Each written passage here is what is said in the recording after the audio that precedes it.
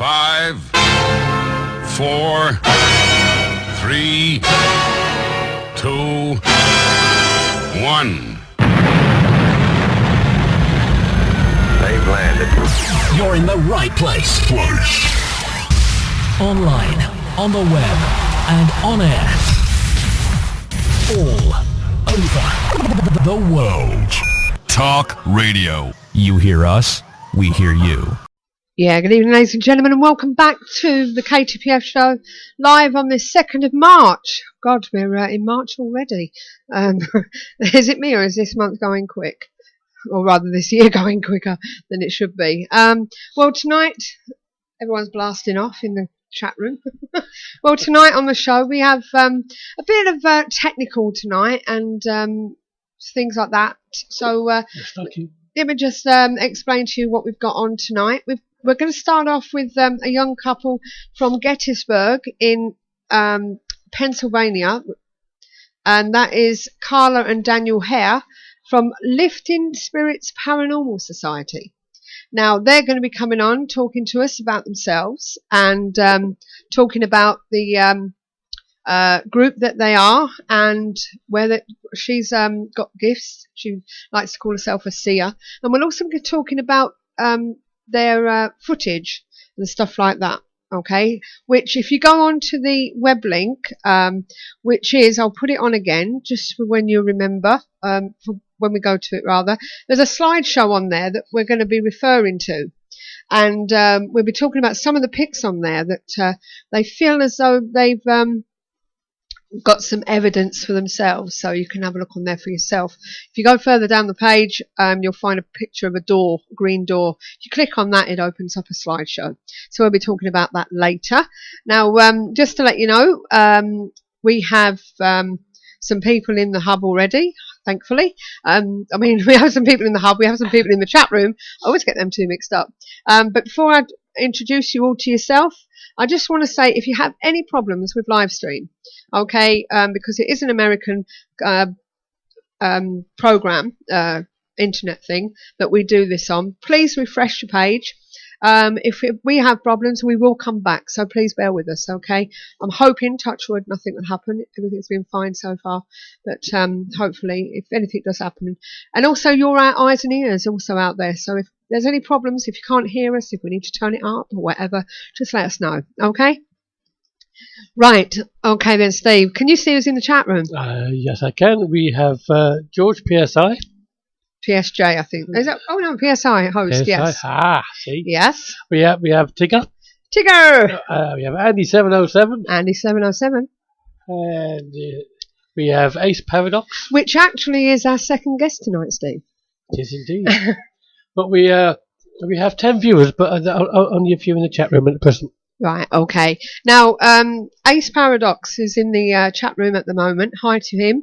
That's Paul. He's going to be coming on a bit later. He's our second guest tonight, and he's going to be talking about some of his equipment that he's actually made. Okay, and just to let you know, George has just put on there that PSJ means PSJ, I was right, is Parascience Journal. So we look forward to having him on the show sometime. But just to go back to Paul Rowland, who's going to be coming on later, he's actually a friend of Chris Andrews, who we've asked to come back today to be our guest host tonight, not interviewee. So Chris, how are you? I'm not too bad, Suzanne. Yourself? Good. I'm not too bad at all. And we've got Emma. She's back again to do the observations. Good evening, Emma. Hi. Yeah, and you can all see her tonight. Yeah. So, and not only that, she's going to also be in the chat room as well. So now, Chris, you introduced me to this Paul. You've worked with him, haven't you? Yeah, we've done a few investigations in the past. Yeah. We did, I think it was BBC TV as well. I think with over a live investigation. He's name dropping again. We're going to find out more about Chris and his connections with Paul a bit later on. And as I say, he does make his own equipment, doesn't he? He does, yeah, fantastic array of equipment, yeah. He does. And when we have Paul on, if you go onto the KTPF group page, there is an album there of all the stuff that, or some of the stuff that Paul's actually made, and some photographs, which we will be referring to when we talk to Paul later on. So it looks to be a good show. Andy 707 is no longer a disembodied voice. Oh no, are we talking about Emma? Probably talking about you, Emma, because they can see you tonight. So, well, we thought she was so good at doing the observations, and we thought we'd have her back last week because Chris was one of our guests anyway, and because of the fact that Paul knows Chris, we thought we'll have somebody here who really knows about him, so it would help us to interview him. Definitely. Now, I've been told by Chris, because I don't watch the news, that we could be in for another Cold War, so the likes of RAF Hampton and Hat Green could be reopening and stopping doing what they do. And maybe even the cannabis bunker. The cannabis bunker. Drakelow. It didn't have... Oh, it did have cannabis. Oh, I don't know. No. Be fair, it wasn't actually in the bunker, it was outside. So, Bill's come back on, Bill 7. Welcome back, Bill. Evening, Bill. Right, so... guys, you'll have to excuse me every now and again, because I've got a terrible cold, and every now and again it probably sounds like there's a trumpet coming over the air, but it's just be below my nose. Yeah, we picked up a dog for the RSPCA yesterday from Norwich, and drove all the way back with it. It was it wasn't a red setter. It was a Springer Spaniel. Springer Spaniel. Lovely dog. And I'm not sure whether Steve's allergic to the fur, so because they've got different kind of fur. You said, didn't they have? Yeah. So, and anyway, so something's started him off anyway. So, but it's nice to see quite a few of you in the chat room, and it's going to be a technical night tonight, pictures and stuff like that. But before we go any further, I'm going to send you over to Emma. Emma, what's we got on the observations this week? Well, we're going to start on a sad note. As some of you might have known, Ghostbusters Egon, Harold Ramis, is dead at 69. Yeah. Actor, writer and director Harold Ramis, best known for his work on hit comedy films such as Ghostbusters, Groundhog Day and Caddyshack, has died at age 69. Ramis, who has been suffering from a rare illness for the past 4 years, was with family and friends at his Chicago home when he died on Monday morning. The comedy star had been battling complications stemming from an autoimmune inflammatory disease, a rare blood vessel disorder, according to a spokesman for his representatives at the United Talent Agency in LA. Ramis shot to fame in 1984 when he teamed up with Chicago improv pals Dan Aykroyd and Bill Murray to star and write Ghostbusters. The film, in which Ramis portrayed Dr. Egon Spengler, still ranks among the top 25 comedies of all time. Aykroyd was among the first to pay tribute, saying he was deeply saddened to hear the passing of my brilliant, gifted, funny friend. May he now get the answers he was always seeking. Bill Murray said in Time magazine, Harold Ramis and I did the National Lampoon show off-Broadway together, Meatballs, Stripes and Caddyshack, Ghostbusters and Groundhog Day. He earned his keep on this planet, God bless him. It's so sad. Yeah, I know. We actually sat down and watched Ghostbusters in his honour, didn't we? We did. We watched the first two, didn't we? Yeah. And wasn't he in... was it Stripes It as was well? in Stripes, Yeah. yes. Yes, I thought so. I'm not going to watch that again, I think. They were meant to be making a third film as well, weren't they? Yeah, they are. For years they've been talking about it, and obviously I don't think that's going to happen now. No. I've actually got a Ghostbusters 3 at home. Have you? Yeah, it's not. It was made by the fans. It's not the original yeah. Ghostbusters.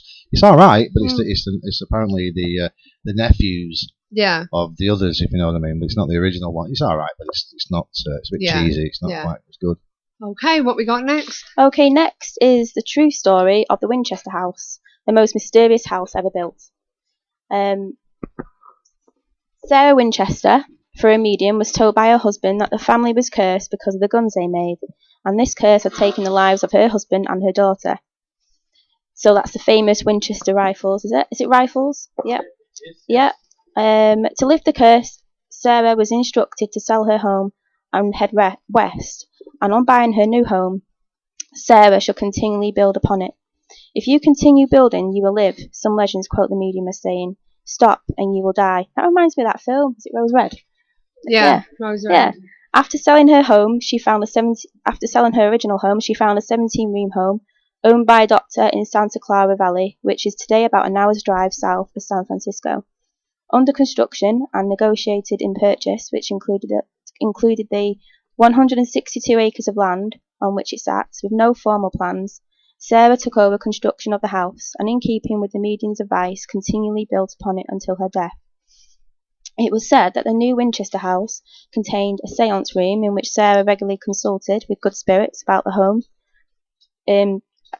continued construction. Its many oddities were designed, it is reputed, to confuse and repel the evil spirits that were responsible for the curse on the Winchester family. She would provide contractors who would literally day and night all year round with crude plans she had hand drawn, and the builders would go about their job constructing every strange element, no matter how illogical. They would build rooms, tear them apart at Sarah's instruction, and rebuild them. Eventually the home would reach a height of 7 stories and contain a bewildering maze of 40 bedrooms, 13 bathrooms, 5 or 6 kitchens, and 2 ballrooms, and much more. Here are some of the more eccentric characteristics of the house, many of which were dictated by Sarah's obsession with the number 13.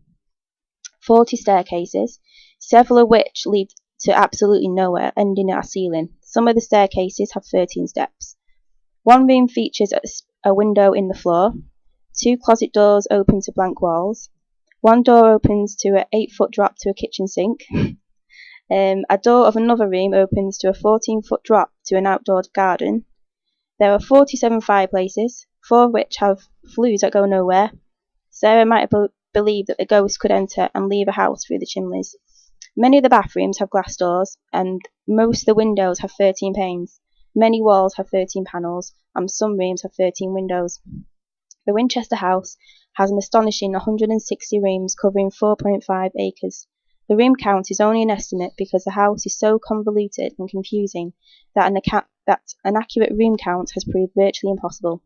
Sarah didn't die when the work on the house stopped, yet it didn't stop until she died in her sleep in 1922 at the age of 82.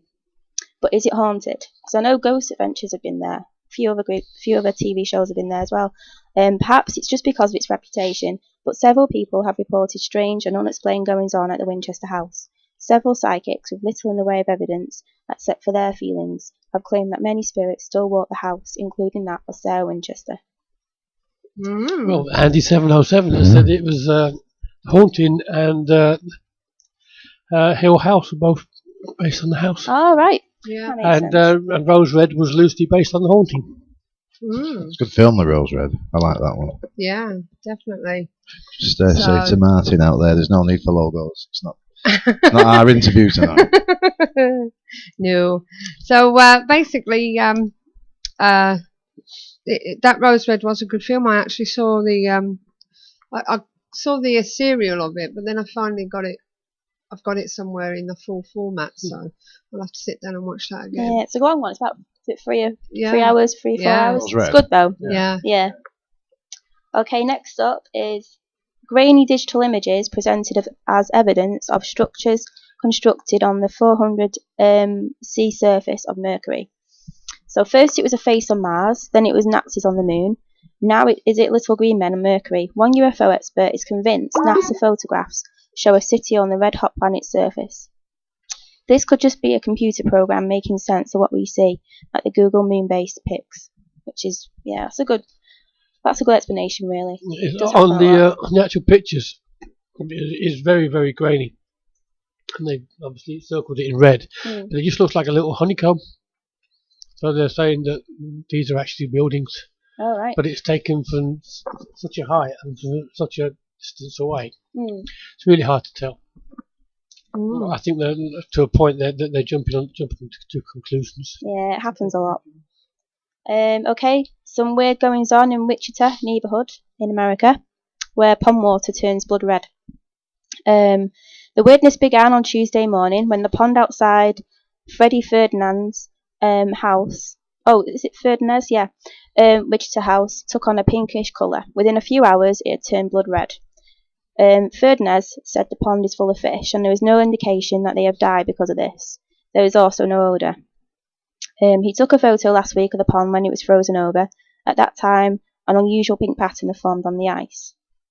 I just don't want any zombies coming out of there, he says.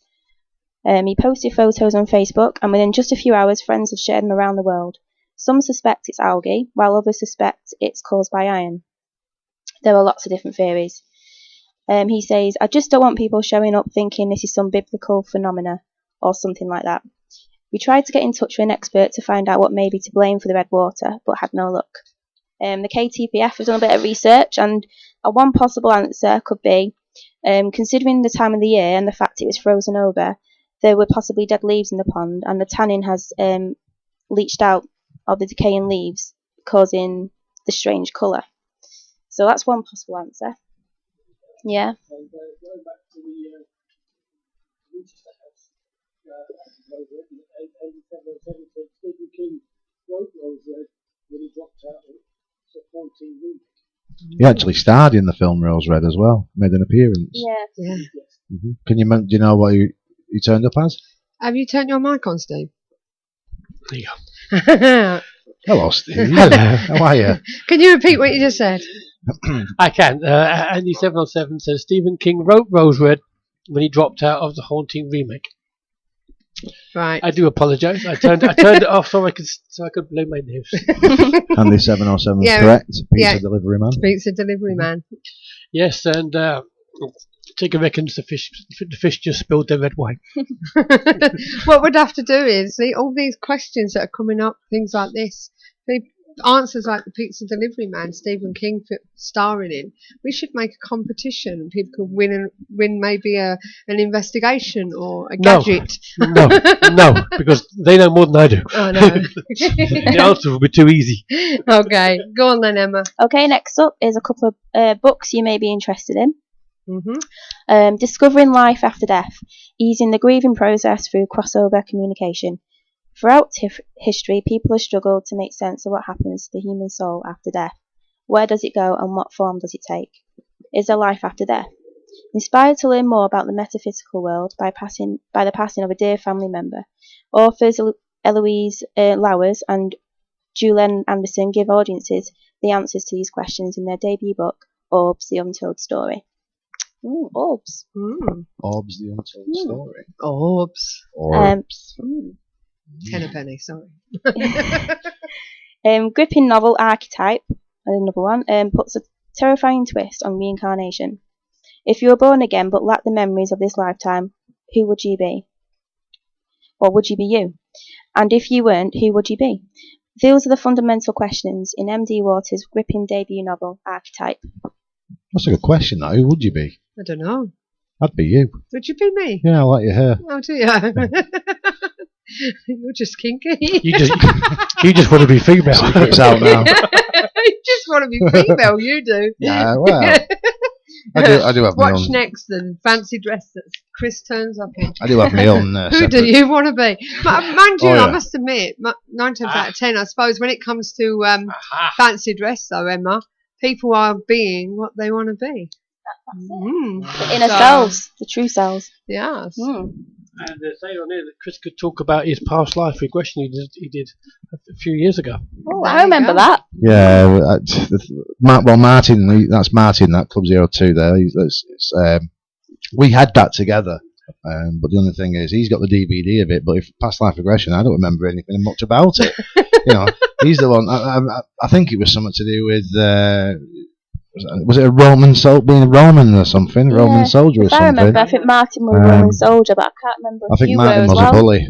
I know he's a brute now, but I think he's a bully. He has a DVD so you can watch it. Yeah. Any more there, Emma? Yeah. And Tigger says it'd be SpongeBob, so he can't hurt himself. Yeah. Okay. Next up, lies come back to haunt Massachusetts ghost hunter.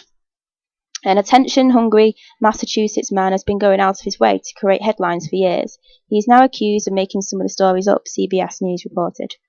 Philip Brunel of Boston, Massachusetts, has been making headlines on Boston's CBS affiliate for 15 years. Nowadays, you'll find the 34-year-old hunting ghosts. Brunel is the founder of Mass Most Haunted. Philip Brunel goes out of his way often to let us know what he is up to, sending emails, for example, with offers to be interviewed on a number of different stories, Jim Armstrong reports.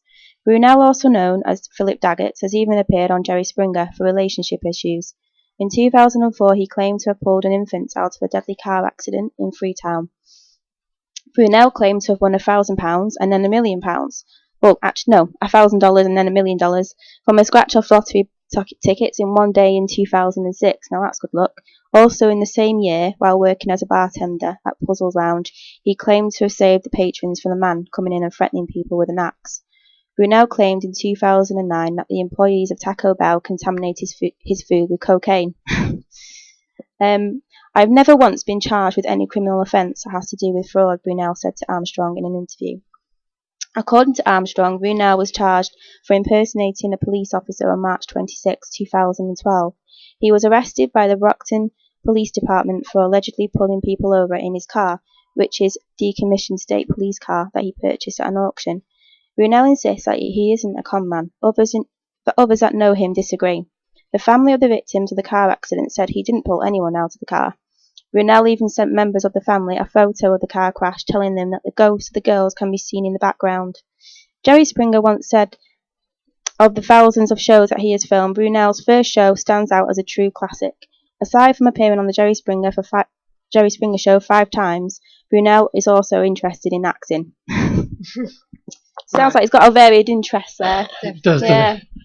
Sounds like he's already been acting. Yeah. Okay. A haunted hotel. The ghost of an elevator man who was sliced in half has been sighted in 2 pieces. Apparently, some people have said the famous spirit that is said to roam the lonely halls of the Baker Hotel is of the woman who committed suicide there. Reports suggest that she was a mistress of the hotel manager. Others say she was the baker's mistress. Legend has it she jumped to her death from the top of the hotel. One maid reported finding glasses with red lipstick marks on them on the 7th floor suite where the woman had stayed once. So a couple of ghosts in one hotel, and one of them is in 2 pieces. That's really nice. 2 separate sightings? Yeah. Or? I think so. 3 ghosts there, is it? Yeah, ghosts for torso and ghosts of the legs, I suppose. Church of the Paranormal. A free floating apparition. Yeah. A recent poll, depending on your poll of choice, anywhere from a third to nearly half of you either believe in ghosts or are pretty sure you do. And if not ghosts, then aliens, mediums, or astrology, for which belief has either held steady or risen over the last couple of decades. More than 2/3 of Americans hold at least one paranormal, unsanctioned by religion belief, according to the Bay Religion Survey. So it seems to be on the up, belief in the paranormal. Going back to our gentleman that's interacting, apparently he was involved in a fake ticket. Yes, a lot of ticket scam also. I actually remember reading about this young man, and not very good things were mentioned about him, I must admit. In that case, we won't say any more. We want to keep it friendly. Yes. Okay, lastly, we've got some strange but true facts. Okay, Winston Churchill, Theodore Roosevelt, and Ronald Reagan's daughter have all claimed to have seen Abraham Lincoln's ghost in the White House. There's a few reports of Abraham Lincoln still strolling about the White House. There is, yes. Yeah. Mainly in the Oval Office. Yeah. People who believe in the paranormal are more likely to see non-existent things in images. I can't remember the name of that. It's I know you can call it matrixing. You know, when you see faces and patterns. Pareidolia. Yeah, that's the one. I always forget. The last meal is based on a superstition from a pre-modern Europe. By accepting the last meal, the condemned was believed to forgive the executioner, the judge, and the witnesses. This would prevent the condemned from rising as a ghost to haunt those responsible for their killing. Never heard that one before. The next one, Mrs. Dillies failed repeatedly to back her car into a vacant space into a car park in Durham, 1975. It felt as if she was hitting a curb. Although nothing was visible, her daughter and 2 other motorists were also unable to enter the space, which seemed to be protected by an invisible force field. Next one. Twins Tim Lewis and Jim Springer were separated at birth. I like this one. Yeah, I think I've heard this one before. When they were put up for adoption in 1940, They met for the first time when they were 39. It turns out that the name Jim was originally given to each of them independently by their respective adopted parents, and that's only the beginning of the uncanny parallel. Both men had married twice, first to women called Linda, and then to women called Betty. Both had childhood dogs named Toy. Their sons' names were James Allen and James Allen, spelt slightly differently. Both worked as sheriff's deputies, drank the same beer, smoked the same cigarettes, and drove the same Chevy. This story, unsurprisingly, is often used as evidence for telepathy. In 1901, a doctor named Duncan McDougall tried to prove the existence of the human soul. To do so, he measured the weight of a person at the moment of death. He had 6 patients, all of which experienced weight loss, with the average loss of weight being 21 grams. And next, a man who won the right to a retrial, as members of the jury used a Ouija board to contact the victims. Oh, wow. Wow. Okay. Is he guilty? Yes. Did they get the evidence though to say it was? Did that come up? Tell us more. There was an island near Italy that was a site of wars, a dumping ground for plague victims, and an insane asylum. It's considered so dangerously haunted that the Italian government does not allow public access. I think I've heard that one before. I think the Most Haunted go there. Can't remember the name of it though. Most haunted did. Was it with? They did Dole Island. Who was it with now? Paul O'Grady, I think he went with them. That was the catacombs, wasn't it? Yeah. With Paul. Yeah. In 1921, a man in Detroit went so far as to actually kill himself, apparently in order to communicate with a chosen spiritualist medium, thus proving that the afterlife was real. It didn't work.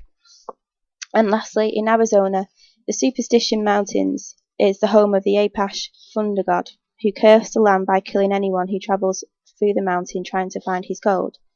Deaths began as early as the Spanish explorers in the 1500s, and up to this day, some of the corpses were found decapitated.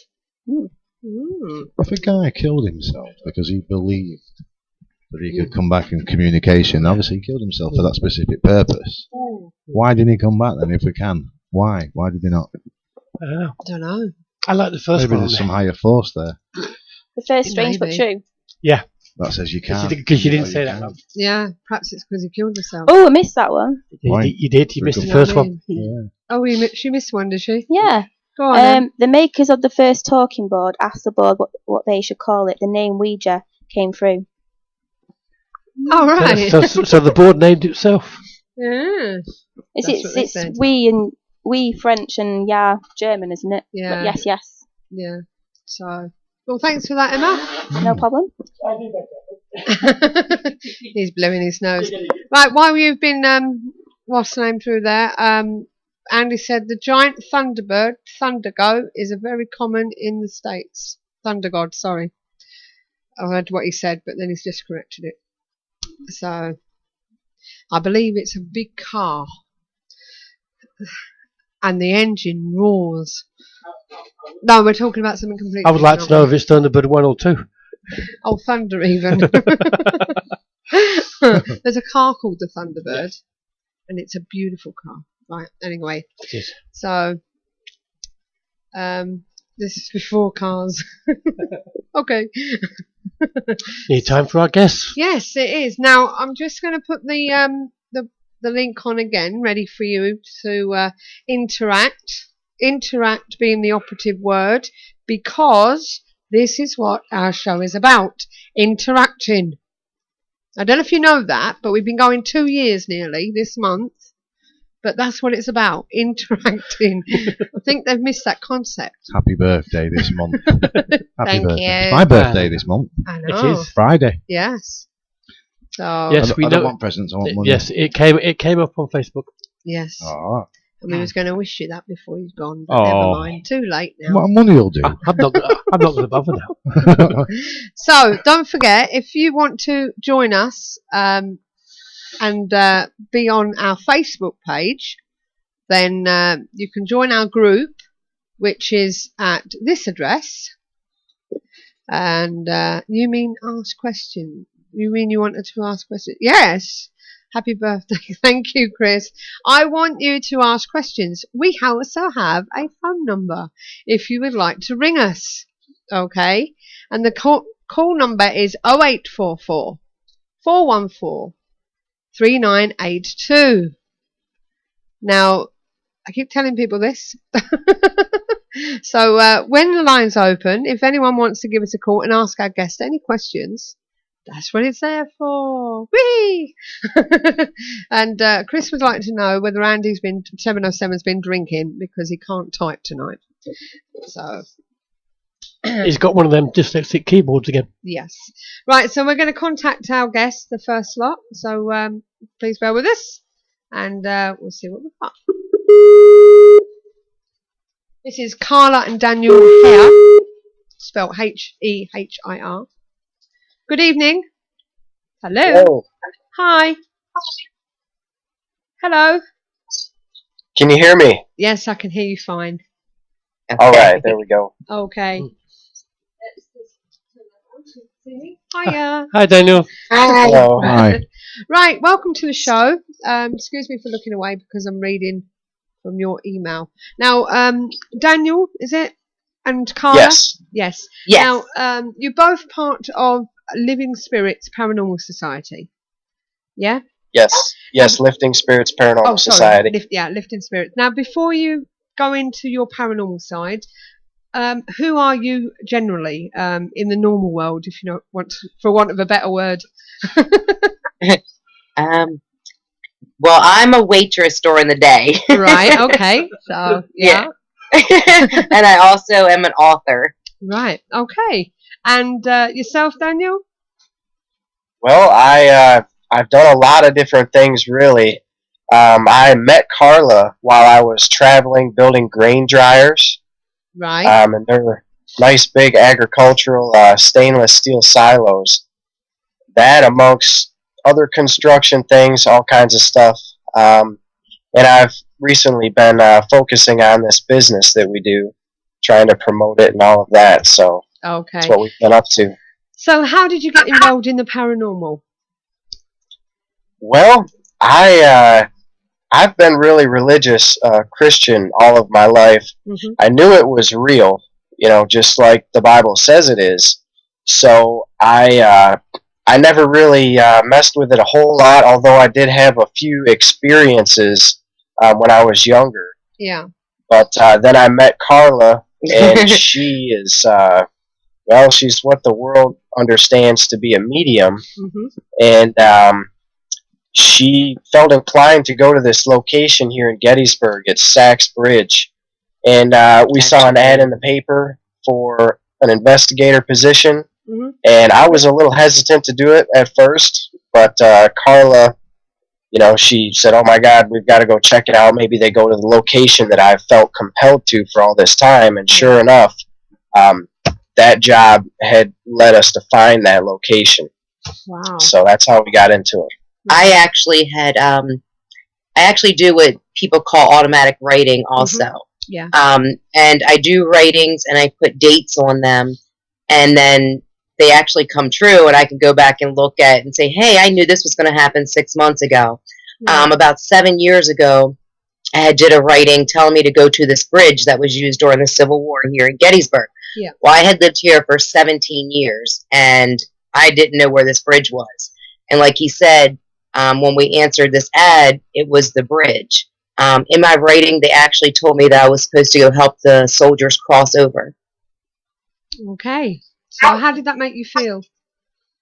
Well, when I first went to the bridge, I was kind of overwhelmed, and I had activity all of my life since the age of 10. I had a near-death experience, and every house I lived in, there was always spirits or ghosts, whatever people refer to them as, and I just thought it was a normal situation. Yeah. Friends and family would come over, and they would experience encounters that, witness the encounters with me. And they would start to say, I'm not coming over your house anymore because you have ghosts in every house you live in. And I said, well, don't you? I just thought it was normal.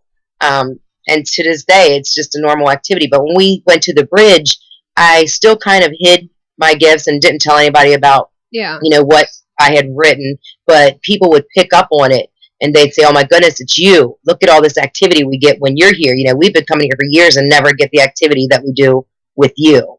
Right. So it was kind of overwhelming at first. I mean, even to 7 years ago when I started receiving messages from, past loved ones for people, first reaction was people said, "Oh my gosh, she's crazy." Yeah. And so I said, how would I know that this guy walking down the street's name is Mike and I'm supposed to tell him that his aunt that is passed, so many years ago is telling me to tell him this. Yeah. So, it is a good feeling. We've actually had activity there where, through the sweep radio and EVPs where they've actually responded to us and told us that they've, are crossing over. They will tell us, "He come." We can see the light and different things like that. So it's actually a really good feeling. Right. Do you feel, if you, for instance, like with a medium, you can get mediums who's been born into it, can't you, that have picked it up from past relatives and they've been sensitive for like since the age of 4 and stuff like that. Do you think that if you're not born into it in that respect, having near-death experiences can open you up to this sort of thing? Absolutely. When I had this near-death experience, it seemed like a dream. I was 10 years old, and I was very sick, and my mother was a single mother of 5, and I kept telling her, I said, "I don't feel good, I need to go to the hospital," and she said, "We don't have the money, we don't have insurance," and, it was like a dream, but it was a real dream, like realer than, it was reality to me is what it felt like, but, it's who I believe is Jesus. He came to me and he had me by the hand and was telling me, it's time to go. And I was pulling back and I was crying, telling him I didn't want to go because I wanted to stay with my mother and my brothers and my sister.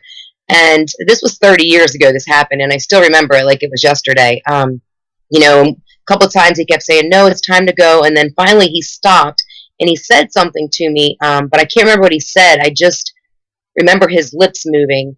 And when I woke up the next morning, I wasn't sick anymore. No. And that's when all this activity started from the age of 10. Every house I lived in, they were there. So it's like spirits. being chosen, would you say? Like correct. That's how I feel. Yeah. Now, obviously, you had a choice then to whether to proceed with this or whether to forget about it. Yeah, I guess I did kind of ignore it for quite a few years. Being young, it scared me at first. I would go get in bed with my sister because I'd wake up and I'd see them standing there telling me they want to tell me something. And, so I got in bed with my sister all the time. And, like I said, it just kind of felt normal. So, when I going into the paranormal investigating, that's what really triggered me into it because I wanted to find out, why they were with me. I had spoke to a church and they said that what I was considered a channel is what they said. And, when we went to this bridge, it all felt natural. They really communicate with me. They listen to me. They respond to me. It's a really good feeling to be helping them. It really is. Right. And then I started a group on Facebook called Lifting Spirits with Angel Readings because people would send me these photographs and say, "Do you see any paranormal activity in them?" And it would be just a picture of a field. And I said, "Well, I don't see any paranormal activity, but I'm feeling like this was a slave plantation. I'm feeling there was a railroad track here before, a house that has a wall down in the basement that isn't normally there. And, and I'm telling them I'm here in Bethesda, different things like this." And then she would respond to me and validate to me. So with the group, what I do is people will upload a photograph and it can be a person that's living, but I can give names of anyone connected to them that's alive or that has passed. And anyone that's passed, they show me visions of like complete detail. Say I'm doing a reading for a man and his wife passed, 7 years ago. Well, she will show me that she bought him this shirt and it'll be complete detail of what this shirt looks like. There's no way I would know this. No. So. Okay. Now, you're with this Paranormal Society. Can you tell us a bit more about them? Yeah. Well, when we started investigating, like Carla said, she felt compelled to help the soldiers to cross over. Yeah. And that's really what we focus on doing. And actually, I had ran into I found a gentleman on Facebook, and it's Pastor Robin Swope, and he helped me to find a couple verses in the Bible that really support, what we do to try to help them to cross over. Yeah. And that, God does say that there's ghosts there and things like that. So what we do is, or what I found that's scriptural to reference that is first in Ephesians 5:8 through 14. And one part there says that God says, "Awake those who sleep, arise from the dead, and Christ will give you light." So we feel like that's what the purpose and what we do is to have them maybe wake up out of their residual or sleeping state, so that we can tell them that God loves them and that they can go and be at peace. Yeah. So, and then 1 Corinthians 15 through 58, that talks about some of the human spirits sleeping, waiting for Christ's return, when the dead in Christ will rise first. So there's quite a bit to explain it, and how it works that we found. So, so when we do the tours and things, we do take tours, and we go to Saxbridge, and we provide equipment for the customers and everything, and like K2 meters, voice recorders, we have dowsing rods, and a sweep radio that definitely produces a lot of results for us. And so they get pieces of equipment to use, and we also send them pictures that we get, and we send them the results of the voice recorders.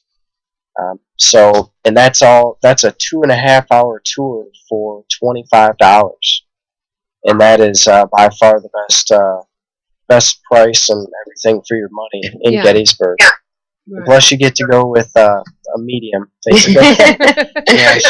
She'll literally be standing there sometimes, and people will, wherever she goes, they love to talk to her. They know we're there to help them, and actually, they're comfortable with us too. A lot of them, they get to know us, and they are comfortable, say our name, and things like that. Mm-hmm. So you can put a K2 meter in the vicinity of Carla sometimes, and they're all just going off. So it's pretty cool. Yeah, it's definitely a lot of fun. You've quoted the scripture a couple of times.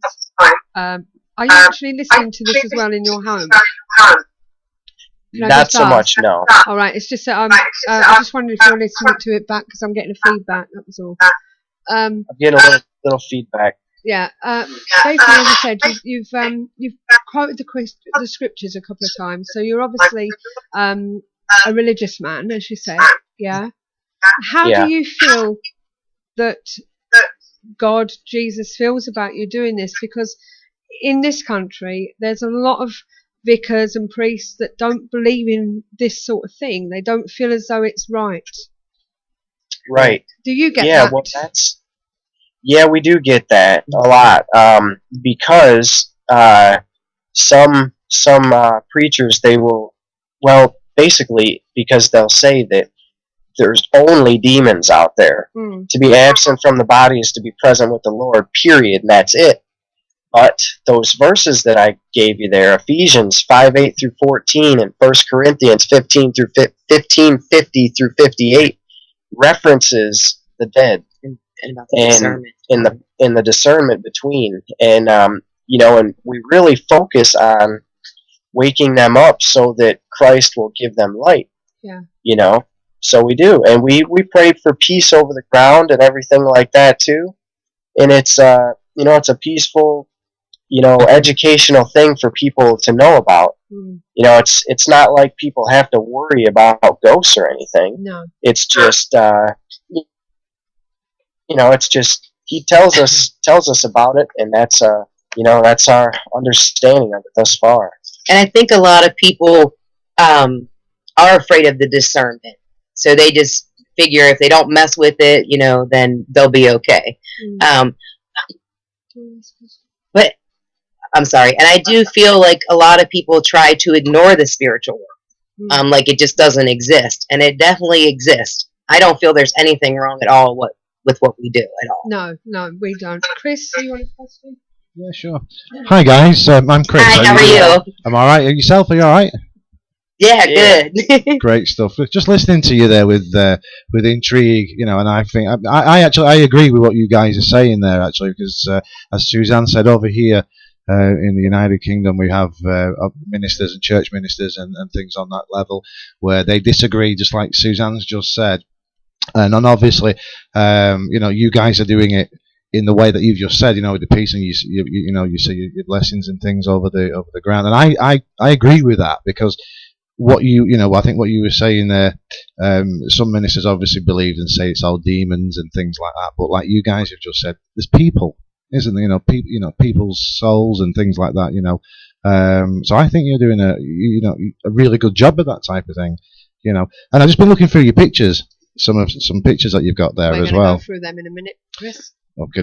But there's some fantastic. Do you see? What I want to ask you was, obviously, when you're on location doing what you're doing, do you actually see in your mind's eye, you know, before, you know, events unfurling, let's say, before anything's caught on camera or anything like that? Do you see some things that's different from what everybody else would see in your group with you? Right. I can actually see them standing there sometimes. Like I can feel their presence. So that's why I get the pictures that I do. Because I can tell them, you know, there's a soldier that looks like this and he's standing there. And when I snap the picture, you know, there he is. And we actually have matched the pictures of them up with them in history if you Google them, you know. So it's pretty amazing. It really is. Yeah. And, you know in your heart you're doing the right thing. You know, you can feel it. You can feel, you know, you're not a bad person. You can feel how good it feels to do what we're doing. So yeah, I think you're right that when you're feeling something, that's the motivation. That's everything. To feel something that's right can't be wrong. You know, and the way I feel too is, you know, we don't have to prove ourselves to anyone. Exactly. Either do you. You know, there's one person that we prove it to, and we know in his eyes we're doing the right thing. So that's all we need to worry about. Well, indeed, I agree with you fully. Do you see if somebody was to give you a photo? Obviously, there's, you know, the psychometry and things like that. But if someone was to give you a photograph and say, what can you see in there? Would you sometimes see that photograph in a different context to? Oh yes, absolutely. Even with our EVPs, the voice recordings, we've actually even got a EVP where it sounds like a reenactment of what occurred back then. Like you can hear the whole scene. Really? Yeah. Really? Oh yeah. That'd be amazing. It really would be amazing. I mean, obviously, I do investigations. I've been on many investigations, but I'm more different leveled. You know, I do different in a different way. You know, I suppose. And when people give me pictures to look at, I probably try to look too much into things myself personally. You're an analyzer, Chris. An analyze. That's the word. Yeah. Yeah. I'm an analyzer. You can't second guess yourself. Yeah, I would love to see these things that people see. You know, but it's fantastic because obviously, like people like yourself can see these things and come up with something on a picture that nobody else can see. Maybe we'll get these verified, and people are actually, you know, the information's coming with that. And I think that's the important factor, isn't it, for people to receive the information. You know, and some people are given the gift of seeing the pictures also, because there's some people that can't see the pictures, and I say, what do you mean you don't see the jacket? He's got the buttons all the way down his jacket. He's got a brown hair. You know, you can see in complete detail. But then obviously these guys can identify with some of what you're saying on the pictures that they probably would never have thought about from that picture, which is an amazing fact for them, because it's evidential proof for them in a way, isn't it? You know, so I think it's fantastic. Yeah. Steve, is my husband Steve? Hi guys. Hi, how are you? Yeah. Would you agree that not a lot of us actually give ourselves a chance to actually feel what we're looking at? We, like Chris, we're too analytic about it, and we don't let our feelings come through. Right. Do you agree with that? I do. Yeah. Mm-hmm. But there's a lot of, you know, there are some people that are skeptic as well. And, you know, we go out there and I just tell them, I say, well, see for yourself. you know, you're going to see and then you're going to know. And they do. They always leave a believer, you know. Well, when it comes to the pictures, you know, as far as being analytical about it, they, you know, I'm a little more of the analytical one, is a little more so than Carla. But, you know, she can see this stuff in there, And when I start to look, I like training my eye to see it more. Yeah. But especially the pictures of ectoplasm, those big clouds of mist. A lot of times they can be discredited as like fog or breath or smoke, but I guess my suggestion to that is just be like take some pictures of fog and breath and smoke and compare it, because it's much different. And if you now with the pictures of the mist, that's where the pareidolia aspect can come in pretty easily. But there's a line there where you can clearly see something in there, and it's too many things go together to make up that form to say that it's your mind playing tricks on you. So going to the pictures, Daniel, would you like to tell us which pictures to look at, and you can talk to us about them? Sure. Yeah. Yeah. You have the Jenny Wade picture pulled up there. That's the first one. Okay. And that one right there, if you look in the mirror in the background, you can see a woman in a yellow dress standing there, and she appears to have her hands on her stomach like she's pregnant also.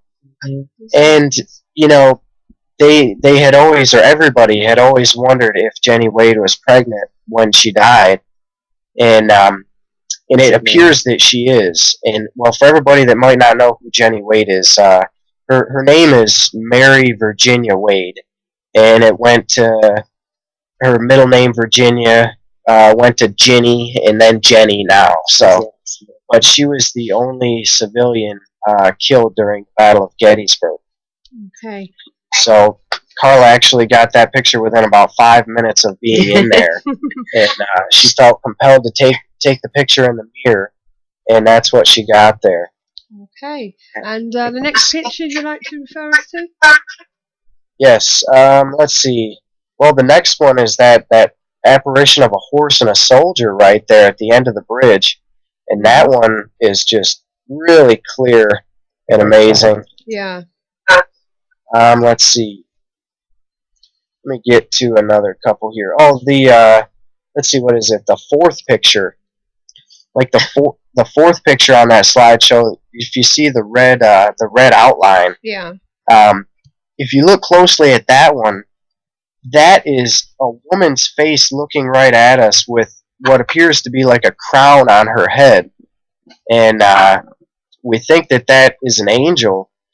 And that is just one of the clearest human-looking apparitions that I've ever seen.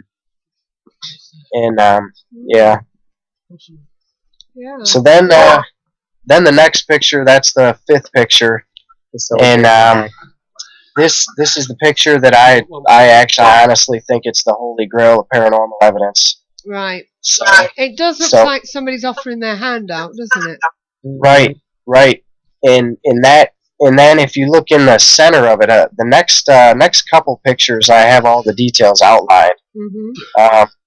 That next picture, the hand is outlined, and that's not real difficult to see. And then the next picture after that, there's half of a lower jawbone with teeth on it.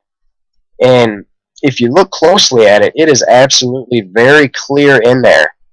And it's scriptural that God grasped the enemy by the teeth.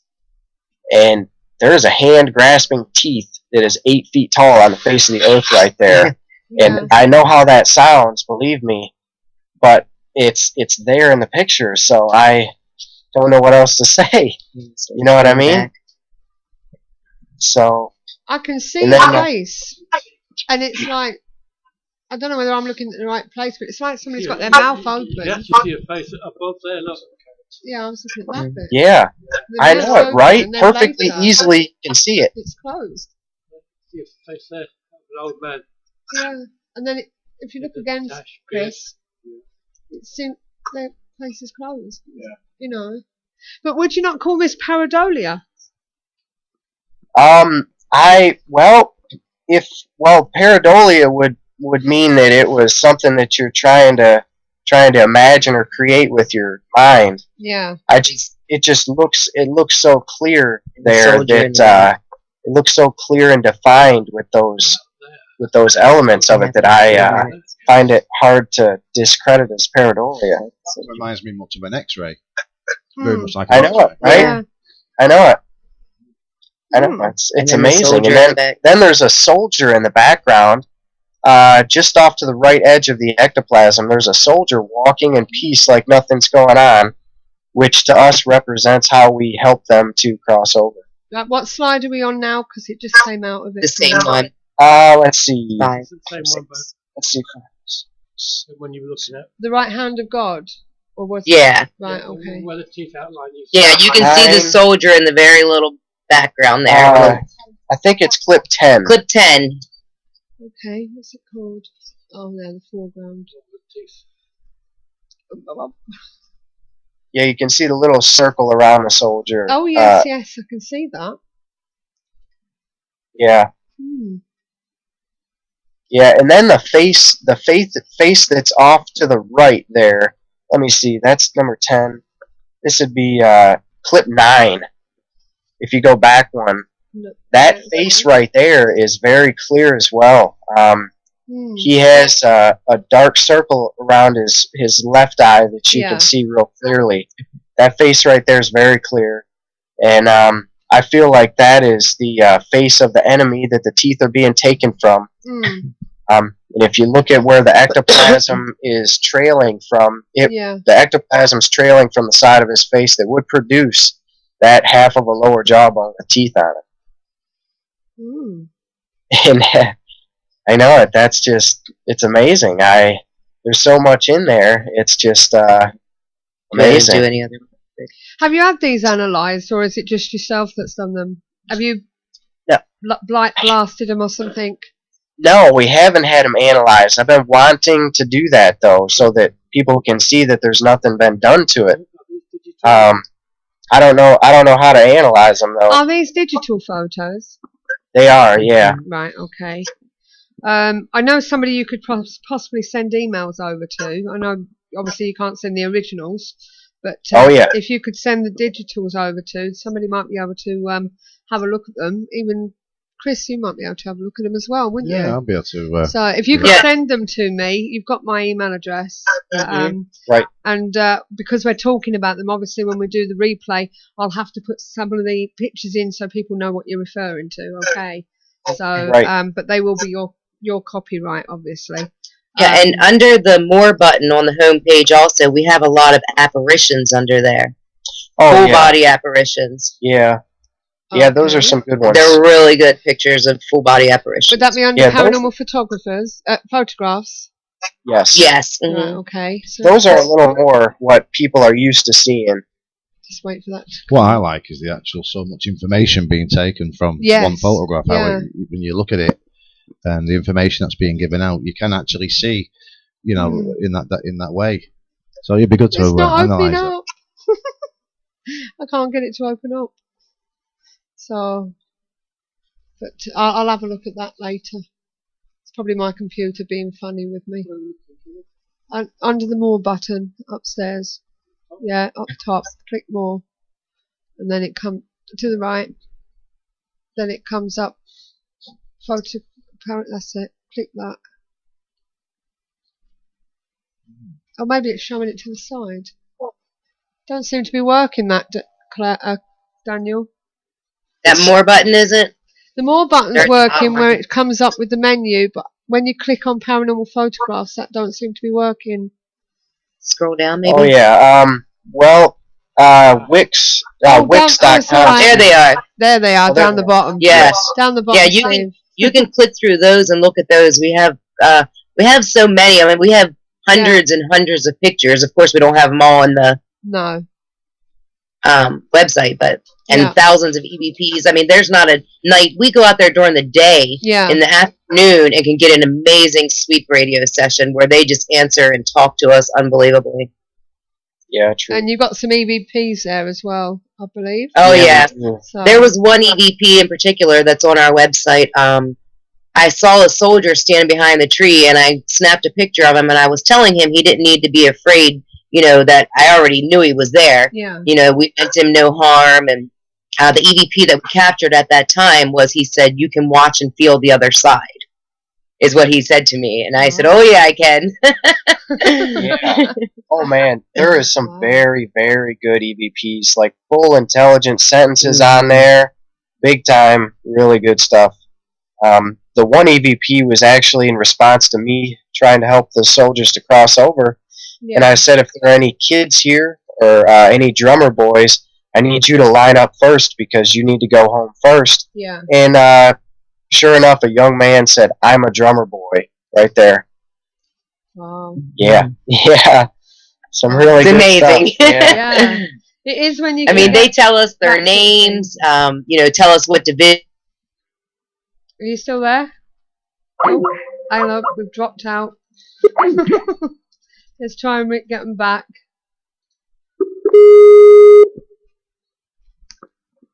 Hello. Hello. Yes, you're back. We dropped out there. That's okay. So I'm just it might be because I've Yeah. left my camera off for a minute. Yeah, so I was saying about that.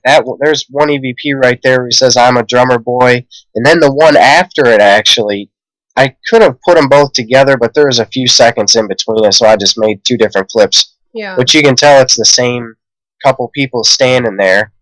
And I said if they're, well, what was it? We're telling them they could cross over.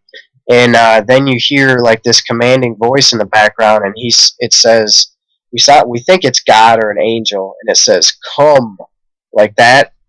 But it's really low and in the background.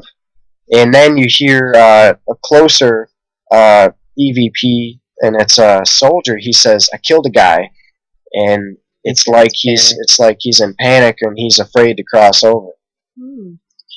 So, yeah. We'll have to have a listen to them. Definitely. Can I just ask you, when you get EVPs and you get names and maybe events and dates and things like that happen, do you manage to do any form of research on those where you might be able to get a collated data of so you get it all confirmed, all these things on your EVP sessions? Yeah, the names that we've gotten correlate in history frequently, very frequently. Yeah, they do. And even in that area, they're not only in history, but in that area and things. Would you never be tempted to find, or maybe you have, I don't know, maybe you've come across and you've thought, well, you've got into research that much, say, on a particular case that you might be working on, and you've got your EVP and it's given you so much information that maybe your research has actually led you to the resting place or the grave, the tombstones even, of the people that may actually be contacting you from the EVP. Have you ever experienced that? We haven't actually looked for their burial plots there, but we've found them in history. I mean, they tell us a lot of things too. Sometimes, they tell us about a key that's in a column, or of course the column isn't there anymore. They tell us, sometimes. For instance, there's a little girl named Elizabeth, and they told us that she was murdered, and they tell us this guy Paul. And they give us his name, but he's already deceased also. So I kind of just take their messages and, just tell them that I will help them and do the best that I can. But obviously you can't always do everything. But, I have done a few missing person cases, and with my readings, people have uploaded pictures that their family members are murdered, and I give them a full description of how they were murdered. And, I see everything in detail. And I tell them the street sign and everything. So I do help doing that also. Yeah. That's fascinating, isn't it? It is, isn't it? Absolutely fascinating. So, we've had a few comments in the chat room. Obviously, seeing the photographs. Chris from SAS Paranormal, he said the soldier type image is what he saw first in that picture. He said he couldn't really work out what the mist meant, so it didn't mean a lot to him. But that soldier actually was prominent enough to say, out of everything, that little image was the one that grabbed him more. I think those teeth was extremely prominent. Those teeth, the jawbone. Did you see those? That was really prominent. Yeah, the soldier is what stood out to us first too. We didn't see the rest of it right away because that is not something that you think to look for in a photograph. But I knew because I saw that soldier back there, and Oh, I think we're going to lose them again. They froze. They froze. Are you there? Hello? Yeah. Seems to be losing our And connection. Hello? yes, Hello? All right, sorry, say that again because you That's froze okay. then. yeah, You were saying about the soldier and what it meant to you when you saw it? Oh, that's all. right. Oh, yeah. So we had seen that soldier first in the photograph, Mm-hmm. and we didn't see the rest of it at first, just because that's not something that you would think to look for in a photograph. No. So, yeah. So that seems to be the case with quite a few people. People almost always see that soldier, and depending on some people, they'll see it all. They'll Yeah. see everything I described to them with no glitch, nothing. It's they can just see it easily. There's kind of another, I call it a coincidence, I don't know, but I've always thought about it. But in the Civil War, there was a General Pickett that Yeah. fought in the Civil War. Mm-hmm. And my maiden name is Pickett. Oh. Okay, now the Civil War here occurred in 1863 Gettysburg. in Gettysburg. That's the last 4 digits of my social security number. Oh my God. It's probably just a coincidence, but it's kind of strange that it goes together like that. Definitely. Steve, you want to say something? Yeah, I mean, on that picture, I saw the teeth because they were pointed out to me. But what struck me more than anything else was the face just above it.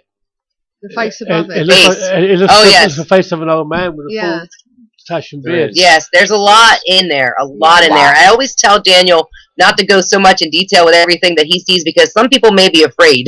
Yeah. I don't want to scare everybody, but there is so much in there. Chris? There's Yeah, a lot. there is. There's a lot of information There in, is. obviously, in pictures of that caliber. But obviously, if, let's say to the untrained eye or anything like that, where people they would obviously the Gettysburg is a representation, obviously, of the Civil War and soldiers. So people would identify that with soldiers. So if they was looking at a picture, they'd probably be expecting to see a soldier or some form of in uniform, and maybe sometimes somebody might actually see what they believe to be a soldier or a person in uniform that may not actually be there. If you understand my concept, I saw the teeth. I saw that on the pictures, and I thought that was quite fascinating. I mean, obviously, I'm going to try and get hold of these pictures and analyse them the best that I can because I think they're fantastic. Yeah, so if you could send them to me, Daniel, that would be great. Oh, absolutely. So I think what you're saying is some people see what they expect to see. Yeah. Because it's a battleground, they expect to see a soldier. yeah. And Right. sometimes that can be the case. Yeah. But it did stand out quite Oh well yes, there. definitely. Yeah, I mean, to somebody like you said, to the untrained eye or to somebody like that, if we were to say, well, have a look at this. This was taken in Gettysburg. The first thing that they'd be expected to be looking for would be soldiers or uniform because that's the association. Yeah. Not to say that that's not there on the picture, but obviously that's the first implanted image that's going to be in a person's mind what they're going to be looking for, and when they want to look for something so in depthly, they're going to see it. But then again, when they think about something like that, they're going to think of some soldier in stance, aren't they? Really? Yeah, it's very possible. But not sitting there. Yeah, very looking like possible. a thinker, Yeah. you know. The philosopher. The philosopher Type, type I thing. mean, you know what I mean? Thinking I don't want to be here. Really. I don't Yeah. he probably did want to be there, but He could have just lost a colleague. I you know mean, what I mean? the easiest way around it is just to go. What did you see? And then tell them where it was later. Yeah, yeah. Then if they pick it up, then I mean, I'd show it to different people without telling them any information regards it whatsoever, and say just write down what they analyse, what they think they've seen. This is Give it to somebody else without giving them the information, and Yeah. take the same details, and then have to say out 5 people and correspond maybe what they've all said together and look for all the similarities. Yeah. Not everybody Right. can't be wrong that way. Yeah. and then go back and say, well, this was taken. At such and such. Yeah. such a place. So then Yeah.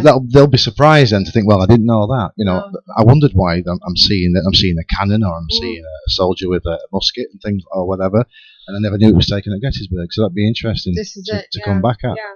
So if you could do that for me, Daniel, I'd appreciate it. Okay. Yeah, no problem. All right. So Yes. what's next for your group? What's next for yourselves? Well, the biggest thing for me is to, we've got a night vision video camera. It works really well. Actually, it's a really good buy, too, and it's a Sony DCR SR40. Right. It was only $70 used on Amazon. And this Super Night Shot Plus lights it up to like 150 feet with just a regular infrared light. Yeah. So it works really well. But the only problem with it is off in the distance with it on that setting. It lags a little bit. Yeah. But the next biggest thing for me to accomplish with all of this is to catch a cloud of that ectoplasm on camera moving with intelligence. That's it for me. I think that'll top it off, all put together. So, and yourself, Carla? Well, I'm very busy. I'm actually doing a few book signings soon because I just released the book, The Paranormal Through the Eyes of an Angel, which that explains my whole story from when I was younger to me realizing what I am. Yeah. You know, just very busy doing the tours and taking as many people out there and opening their eyes to the spiritual world that we can, and, you know, let them know that they don't have to be afraid because they're not all demons. No. You know, and I always tell them when we take them on tour to consider them as someone's loved one. You know, that's someone's grandfather. That's someone's father. You know, treat them with respect. Don't disrespect them at all. You know, and just keep following my calling and see what he's got in store for me next. Whereabouts is this going to be published? Do we know? Is it going to be available in the UK? The paranormal one? Yeah. That one's actually just been published about 3 weeks ago. Is it available in the UK? It is. It's available on Amazon.com all around the world globally. I think that's probably the only global one I can think of. Well, Barnes and Nobles. It's on Kindle. Yeah. A lot of different places. And what was the name of it again? Just so everyone can catch it. It's called The Paranormal Through the Eyes of an Angel. Brilliant. So, well, thank you very much for coming on the show at last. And it's been great talking to you. Please keep in touch, won't you?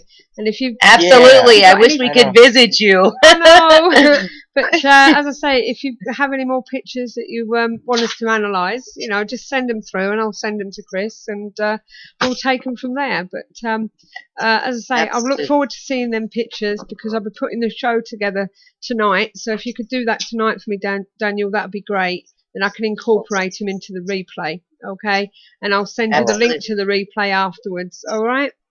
So, all right. Okay. So, well, thanks again, and have a good day. Thank you. You too. Bye. Bye. Bye. Well, that was Carla and Daniel Hehir from Lifting Spirits Paranormal Society in Gettysburg in Pennsylvania, and hopefully they're going to send them pictures over for Chris to analyse, because you've analysed a few before, haven't you, Chris? Yeah, I'll obviously do my best, and what I'll do is I'll send you back the my finished results on there. It'll be in different formats, and see what we can get from it, send it you back, and then see where we can go from there for them. Yeah.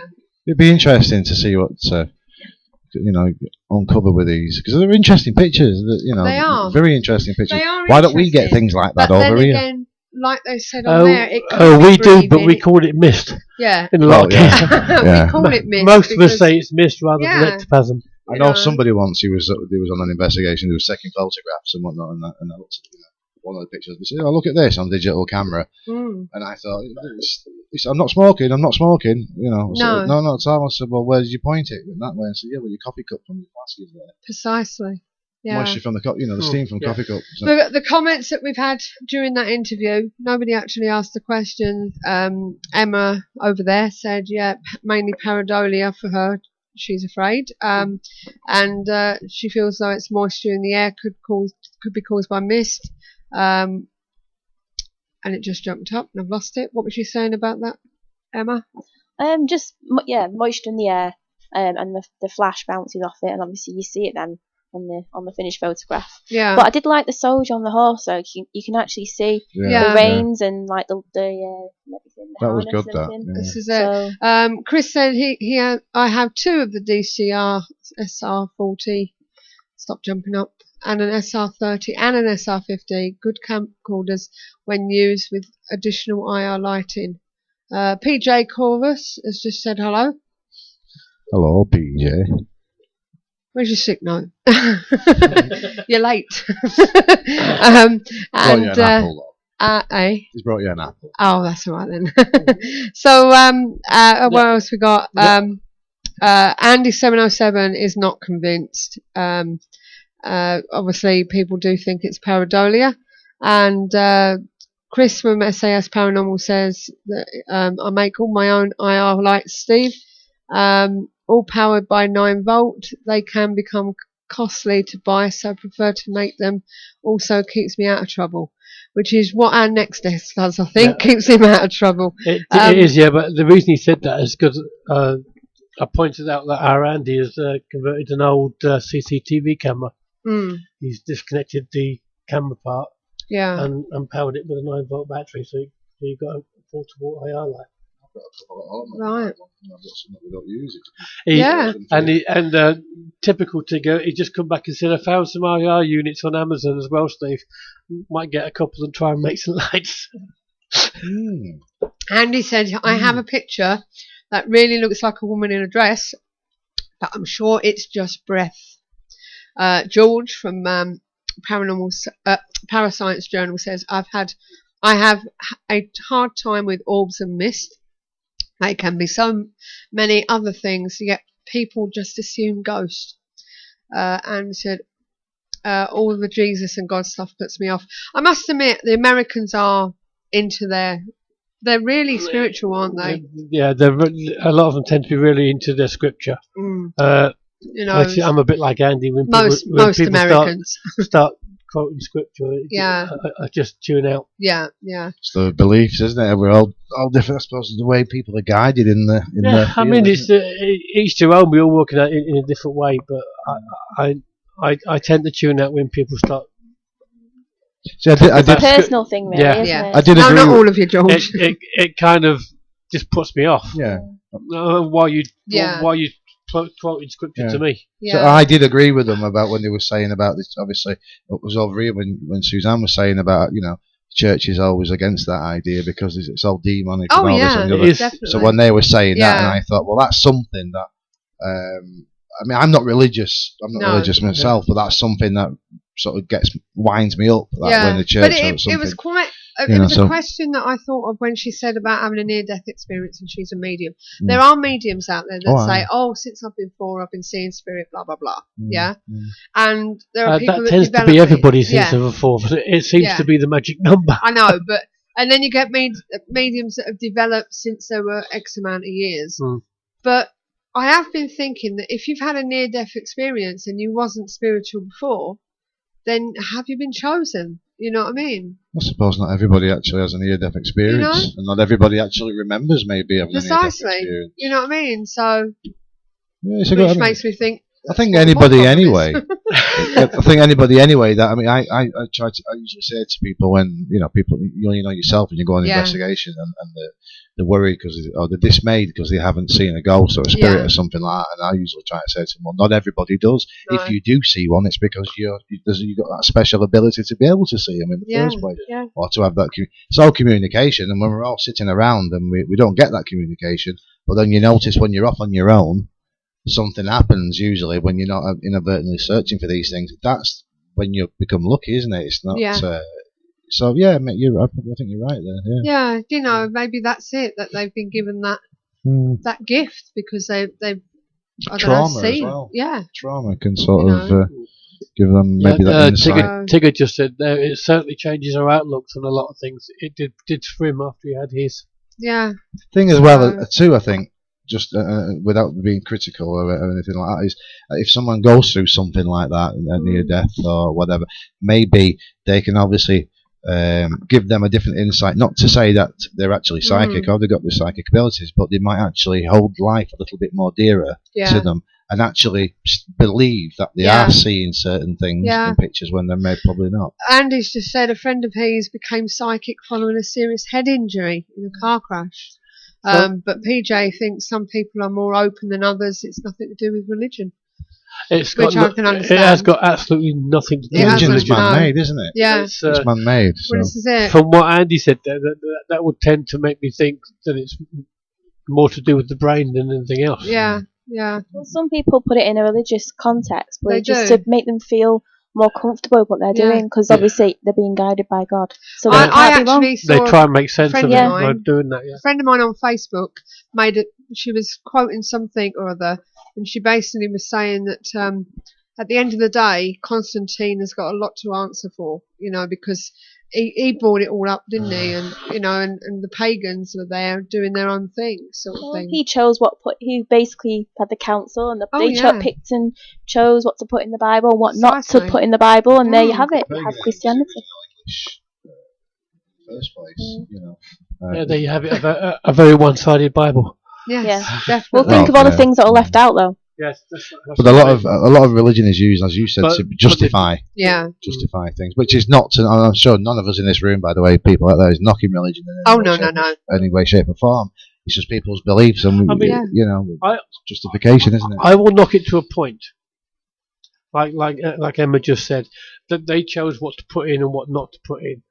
Oh yeah. What they didn't put in contradicted their view of it. Yeah. So we're only, when it comes to the Christian Bible, at least we're only seeing one side of it. Well, that's we're not getting all the facts because they didn't give them to us in the first place. Well, you've got different sides, like you just said. It's like a 50p piece. You've got so many different sides to it, like an hexagon or something. You don't know what's right, what's not. So I stay clear of them all. If I stay in centre of that. Stay in the centre of that 50p where the Queen's head is, and I can see all them sides then, and I can just figure it out for myself. But then, if you're on one of them little sides, you're only going to see it from that area. If you're in the middle and just think, no, you're going to see it from all aspects, and you can create your own versions of it. Yeah, well, it's the same as paranormal at the end of the day. Everyone has their own beliefs. Yeah, George has just said on there, they choose what they like from their evidence and use it to prove and validate their theories. Yeah. So they go in assuming ghosts and then use what they get to prove it. Well, this is it. So I'd love to go to Gettysburg, wouldn't you? I would actually. Yeah. So shall we go? Yeah, why not? See you in a bit, Steve. We'll dream it.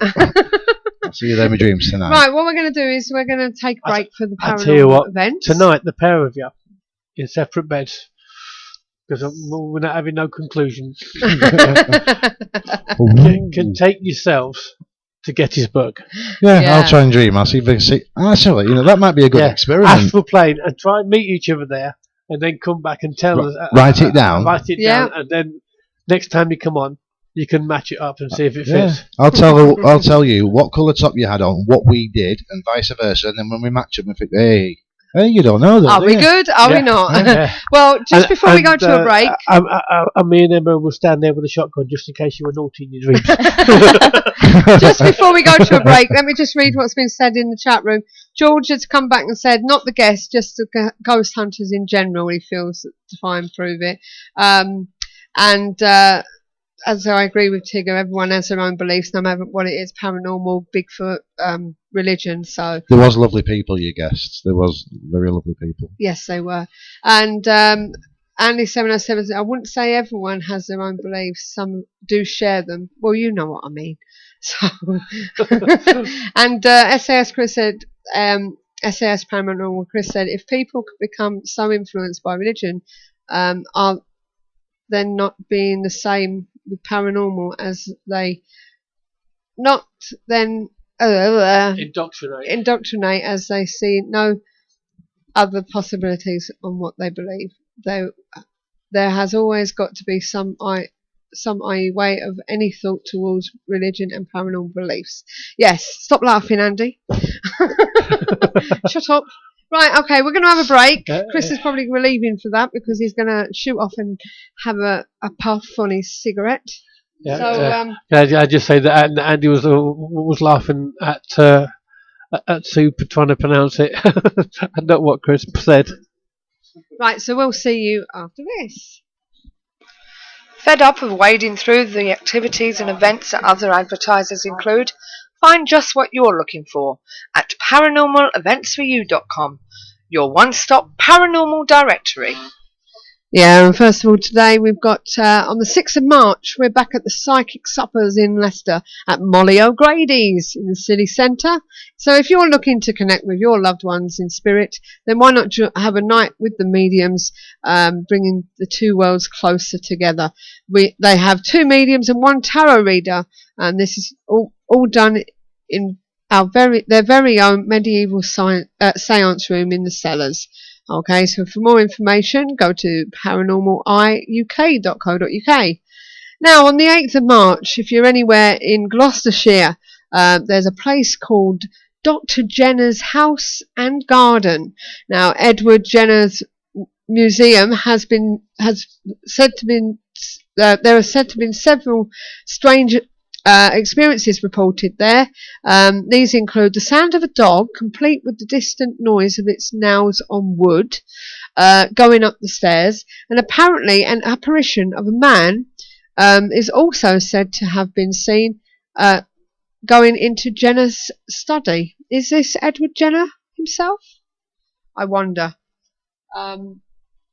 Also, that is by Compass Paranormal, so you can find out more at compassparanormal.co.uk. We're back at the Six Hills Hotel with Paranormal Eye UK on the 8th as well, and that's in Moulton Mowbray.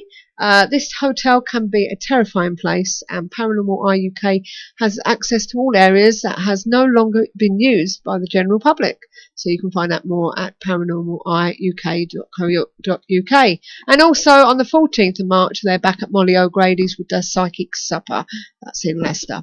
On the 15th of March at Blackpool Pleasure Beach, the most famous ghost story of Pleasure Beach is that of the Ghost Train. The ride, which dates back over 80 years, is apparently haunted by the ghost of a resentful rider worker who died over 20 years ago. Find out more from compassparanormal.co.uk. And on the 20th of March, another Psychic Supper at Molly O'Grady's. That's in Leicester. On the 22nd of March also, Compass Paranormal are off to RAF Hompton, which was first built in 1951 to 53. Deep underground in a former nuclear bunker, surrounded by ghosts and spirits of the servicemen that once worked there. With over 15,000 personnel having passed through RAF Hompton, there is no surprise that he has a great deal of paranormal activity. Oh, that sounded familiar. We have access, or rather they have access to the areas that have not been open for 30 years, and you can use their deposit option if you require. So that's at Compass Paranormal. On the 22nd of March, the Viaduct Tavern Ghost Hunt at Newgate Street in London, which stands opposite the Central Criminal Courts, better known to the world over as the Old Bailey. It dates from 1875 and is the last example of a late Victorian gin palace left in the City of London. To book this event, visit Spooksavers. That's spooksavers.co.uk. On the 22nd of March, there's a ghost hunt at the Great House, Midgley, Halifax, West Yorkshire. It was originally a farm, and it has been one of the original buildings in the small village of Midgley. Built in the 1600s, this place has been a farm, a prayer house, a shop, and even a post office. And it's an exclusive paranormal investigation from theotherside.org.uk. So you can find out more there. 29th of March, there's a place called the Wardrobe in Salisbury, Wiltshire, otherwise known as the Rifles Museum. Okay, and there have been buildings on this site since the 13th century, and parts of the current structure dates back to the 1540s. For more details, visit compassparanormal.co.uk. And don't forget, if you fancy an evening of mediumship with two top mediums from the psychic world, you can see Tony Stockwell. He's got events around the UK, and you can find out more at tonystockwell.com and just click on his events. And also, Derek Acora continues his 2014 Enlightenment Tour. To find out if Derek is appearing near you, check his website at derekacora.com. So check out the one-stop paranormal directory for more investigations and events, available now. ParanormalEventsForYou.com also offers banner advertising for only £10 per year. See our website for more details. ParanormalEventsForYou.com, your one-stop paranormal directory.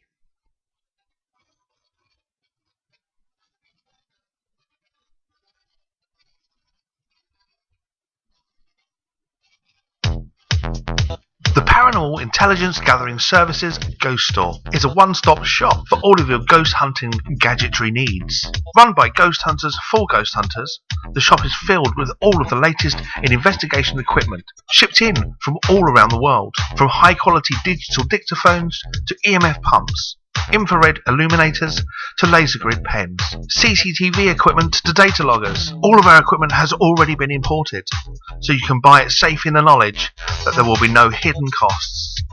And with our postage promise, you'll never pay more than the actual postage price.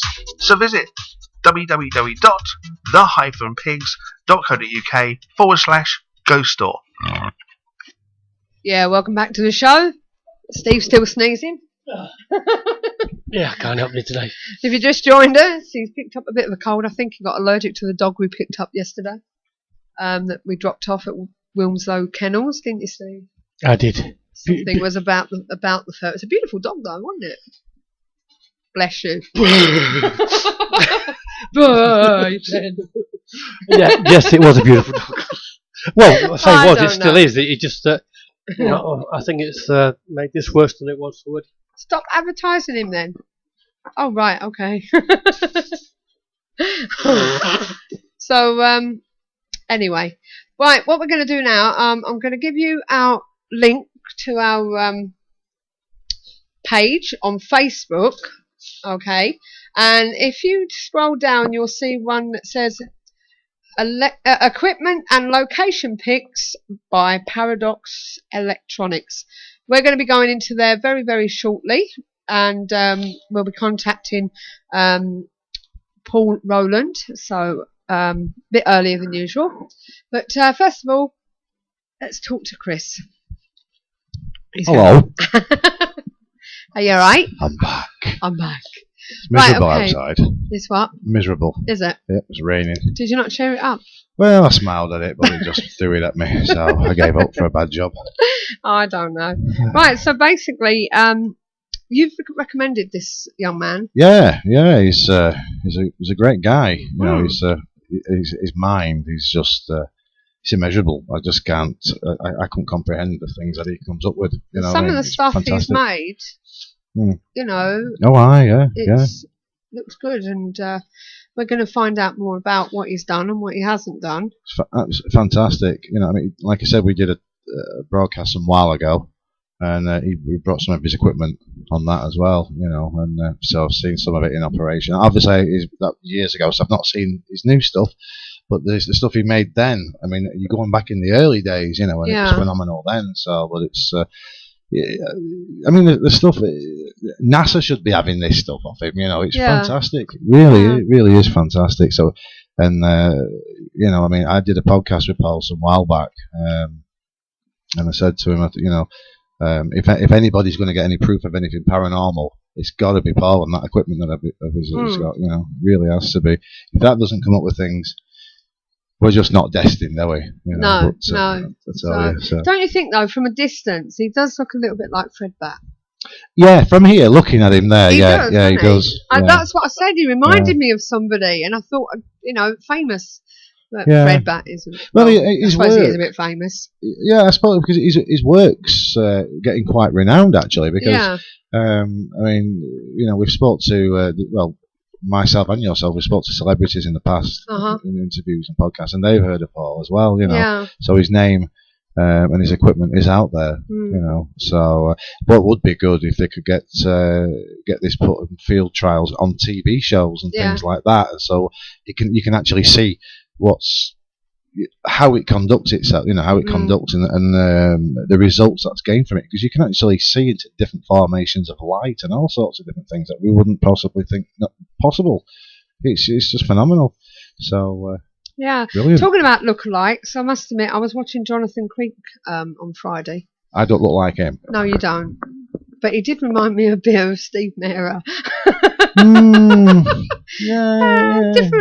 They're just the hair and stuff good like old that. Steve. Yeah. I think your Steve here starting to look like me. He's got the glasses, he's got the haircut. My Steve. Yeah, I think he sort of looks a little bit like, you know. I'm looking like a kebab these days. Oh, yeah. Yeah. Thanks.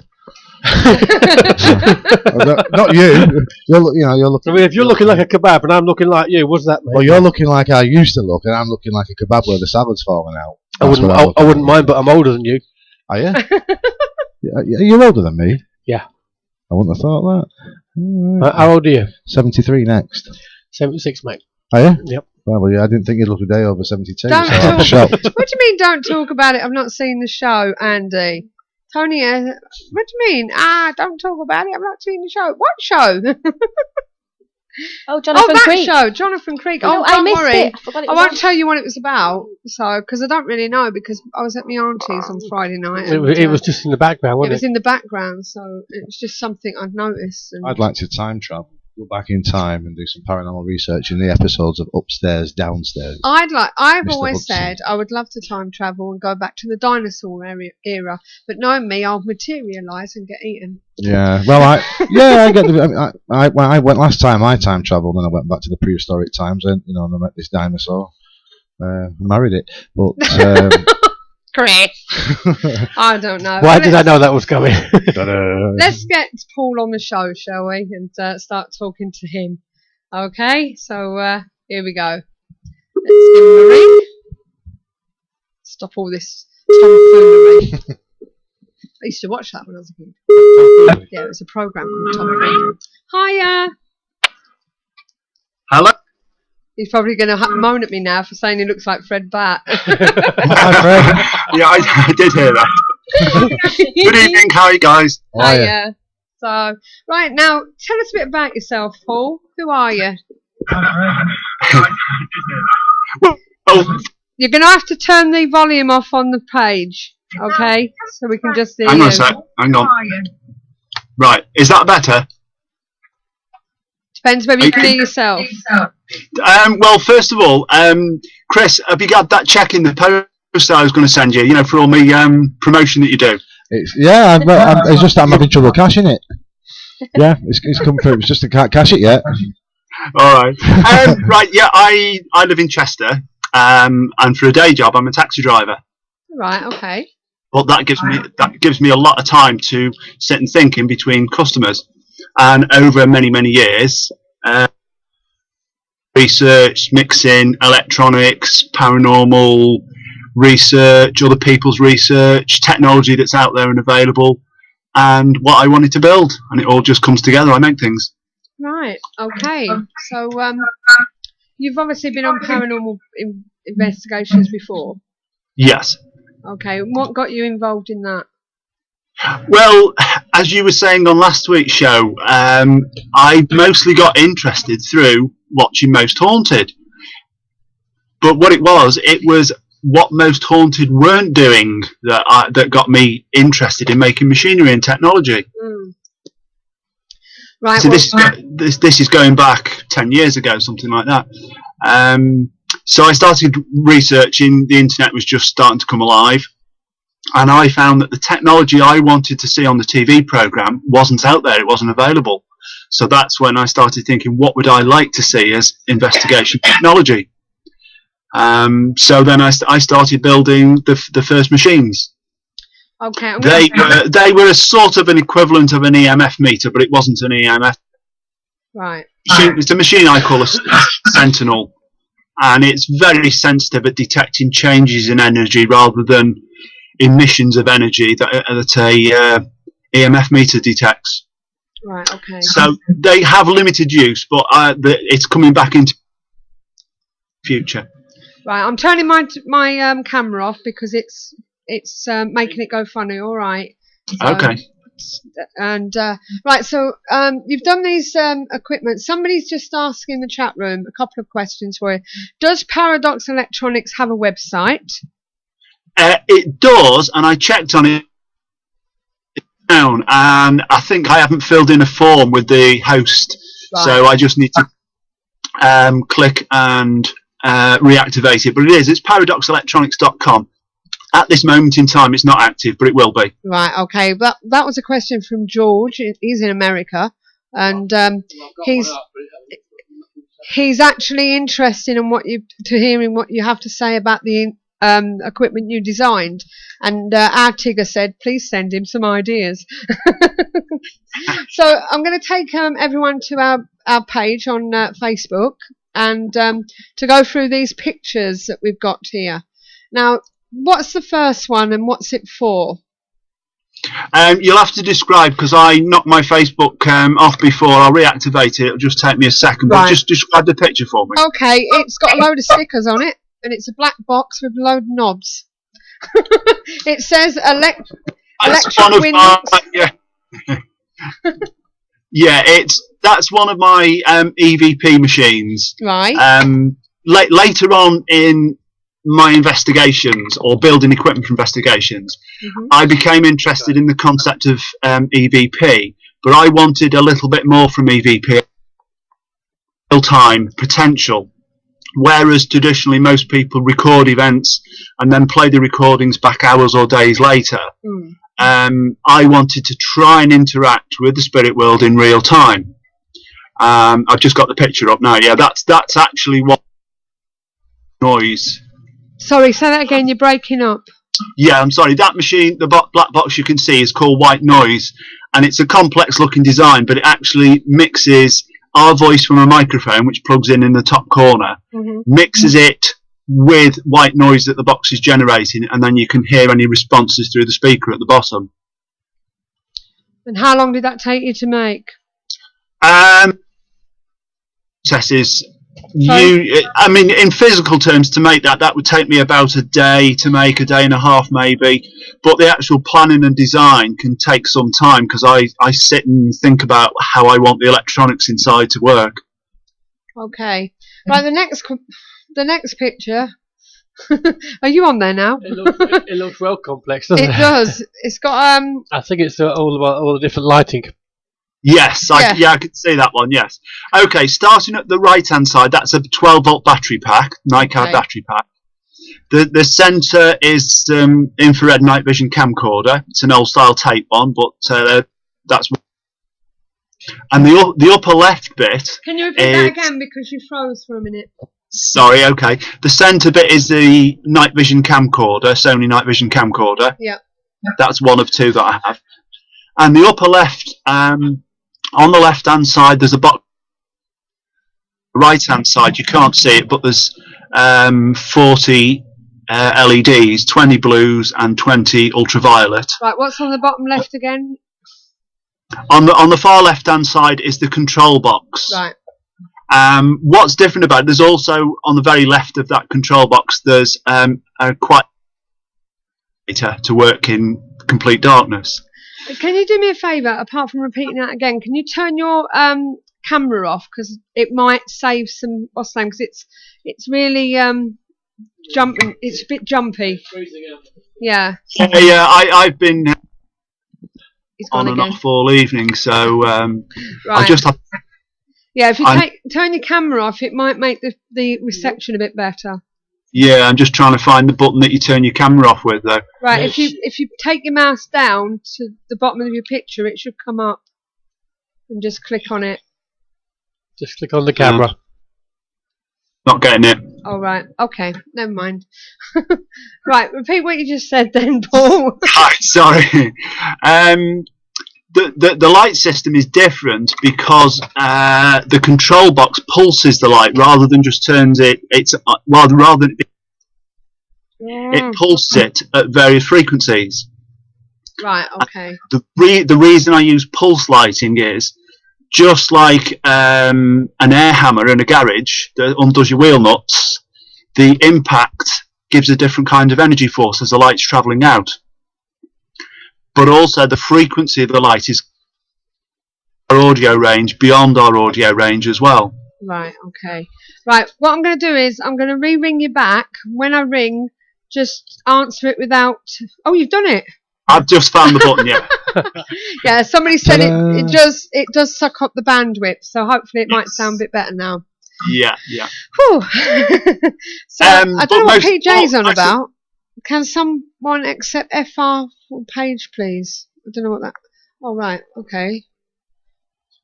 Hold on, let me just go into there. I think he wants to get into the page. 2 seconds. Let me just accept him. There you go, Paul. You're accepted now. Right, okay, let me go back to them pictures. Somebody needed to come in so they can look at the page. Right, let's see where we are now. Like a strobe effect. So it'll give like a strobe effect, yeah? Yeah, it's like a strobe, but I can control the frequencies, and they're from our audio range to beyond our hearing. So that's within 0 to 20 kilohertz or 10 kilohertz is our normal hearing range, but it goes well beyond that. And the reason is that I don't know what frequency is the perfect frequency to catch the images that we all want. In particular, that unit is designed to work with the still camera and the video camera that I've got connected there. So I can turn to either camera wherever to suit the situation, by using the ultraviolet and blue light or the infrared individually. And the next picture is basically the front view. So that's it. Yeah, the right hand side is the infrared emitter, and on the left hand side is 20 LEDs, blues and ultraviolets. Okay. Right, we'll go to the next one. Yeah, that's the first lighting system I built, and in that one I put in red, green, and blue and ultraviolet LEDs. I'll explain a little bit why I use the ultraviolet. Ultraviolet light is the highest frequency of light and the most energetic light that's just on the edge of our perception. We can just about see it. So it provides a stronger light source, but a single frequency light source if I use ultraviolet on its own. And some of the images that have been seen over the years, the misty images that you see in photographs, I looked at those and I think, well, film cameras, if they see just about the same as our eyes can, then perhaps those images are in the ultraviolet range. So to go out investigating in complete darkness and to use ultraviolet light was a logical step for me. Right, okay. Can I ask? Yeah. Did you see the pictures from me earlier, from Suzanne's earlier guest? Yes, I did. Yes, Chris. Yes. What did you make of those? I would be happier if they'd presented the pictures and not told people what they were supposed to see first. Yeah, like you said. Yeah, and let people decide. Yeah. In the most interesting one, as Emma picked up on, was the horseback one. That one did look quite interesting. Yeah. The other ones, I think, people could equally explain away by mist or insects, things like that. So obviously these wasn't taken by ultraviolet, like like yours would be. So yours would be, if you were to take pictures of the same caliber, or let's say the same scenario, your pictures would have come out would have shown something completely different, wouldn't they? To maybe what was shown. Well, if we get to the end of the slideshow, there are 5 pictures that I've taken that I sent to you. 2 from Plasteg and 3 from the Old King's Head in Chester. Right, okay. George in I'm not sure where he is in America, but he said, I have heard that the strobe effect has better results, but never saw any proof. He said he likes your conception. He said, often I do not see anything until someone says what it's supposed to be. Then I can't see anything else. Often the same with EVPs.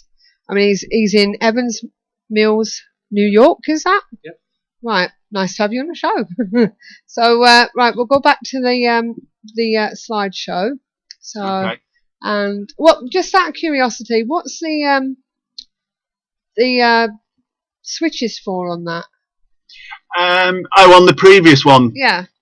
To be able to select the colours of LEDs on and off, so I can choose to use just red, just green, just blue, or just ultraviolet. Right.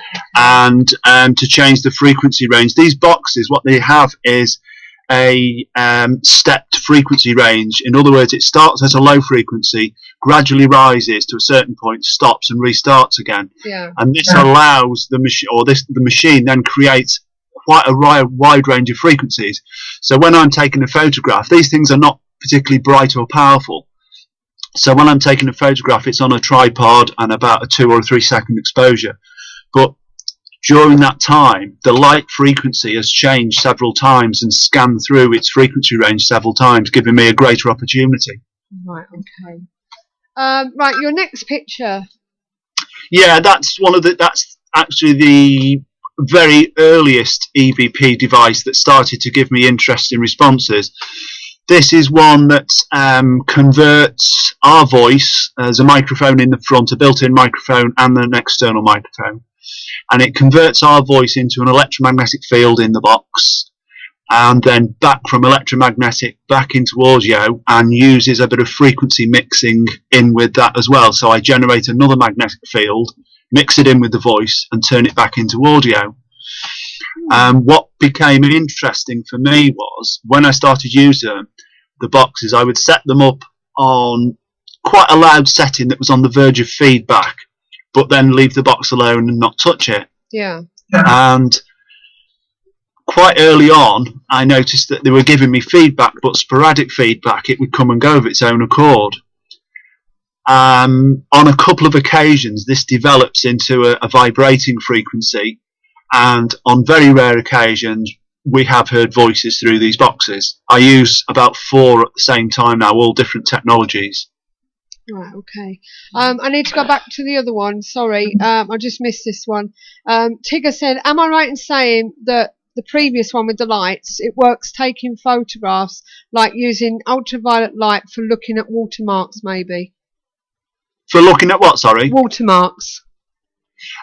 Yes, that's those LEDs are the same. They're used for checking banknotes and things to make sure they're the proper ones. Right, no problem. Georgie said he doesn't have the. Georgie said, "I don't have the technology or an expertise to sync the strobe lights with the camera." Right. So, what's the best way to sync in a strobe light with a camera? If you're talking about a still camera, you can't link the two together, but you can set the camera up to make the best use of its ability, i.e., a long exposure, a mid-range aperture. And I say a long shutter speed, vary the shutter speed for the photographs. Right. But primarily, you've got to be sure as the investigator that there isn't any living people that are going to walk into your shot if you're doing a 2 or a 3 second exposure. Right. So you've got to be satisfied for yourself for that. Could it not affect your perception in moving images? In what way? By what I'm seeing, taking the picture?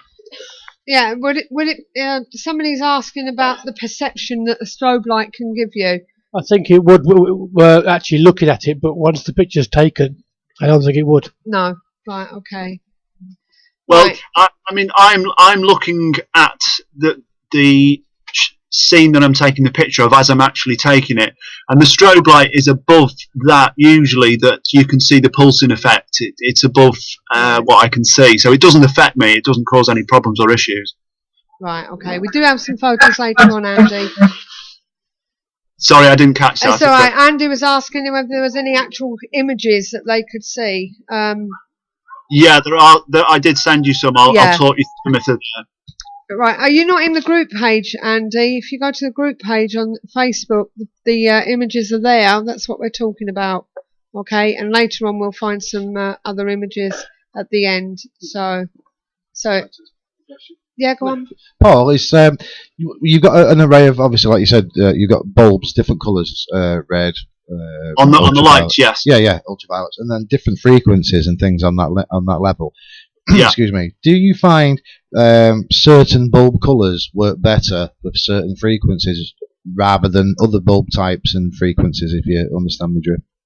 No, because the LEDs are of a fixed strength and they are all pulsed at the same frequency. There is actually a difference in the wavelength of the light, which does illuminate subjects differently. Yeah. Red light is the longer wavelength, so it produces a different picture than blue light, which is a shorter wavelength. So are they all kind of deployed all at the same time? These, do you have them all on, at the same time? They're all on at the same time, and to be honest, I mean, I built it so as they were all switchable for such experiments. So you can use green and red, green and blue, blue and ultraviolet, any combination. I could sit in a location all night and just use that one bit of kit, experimenting with the different settings and frequencies. So each image is going to change dramatically, isn't it? So you could take one picture of one thing, Well, one of the protocols I like to use is always to take 2 photographs, so as I've got something to compare. Yeah. That's good. I mean, because if you're mixing the colours together, and you've got the ultraviolet and you've got all the other colours, it's going to open a complete different range of colorization, if that's a word. Yes. You know, and different aspects of imagery. So that's a very good. It's a very good. Well, I'm also bringing into action quite shortly.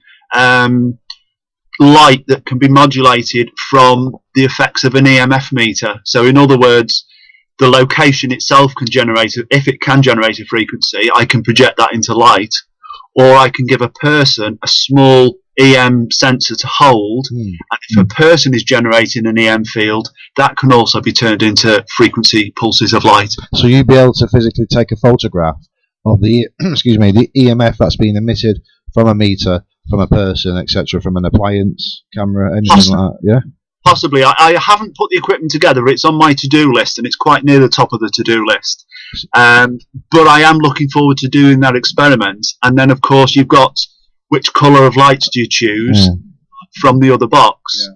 But for me, that's just a whole new range of exciting experiments. Well, that'd be good, because then you might be able to see a pattern or differentiate between the EMFs that are being submitted from the electrical appliances, what we're carrying with us, or from our own persona, to the natural environmental EMFs that are going on within the surroundings, and then obviously determine maybe what type is possibly creating what form of associated with what type of phenomenon that you could be dealing with. If it's associated, if the location's associated with auditory type reports or visual type reports and things like that, it might be interesting to see what type of EMF patterns are being emerged at different locations for the different reports.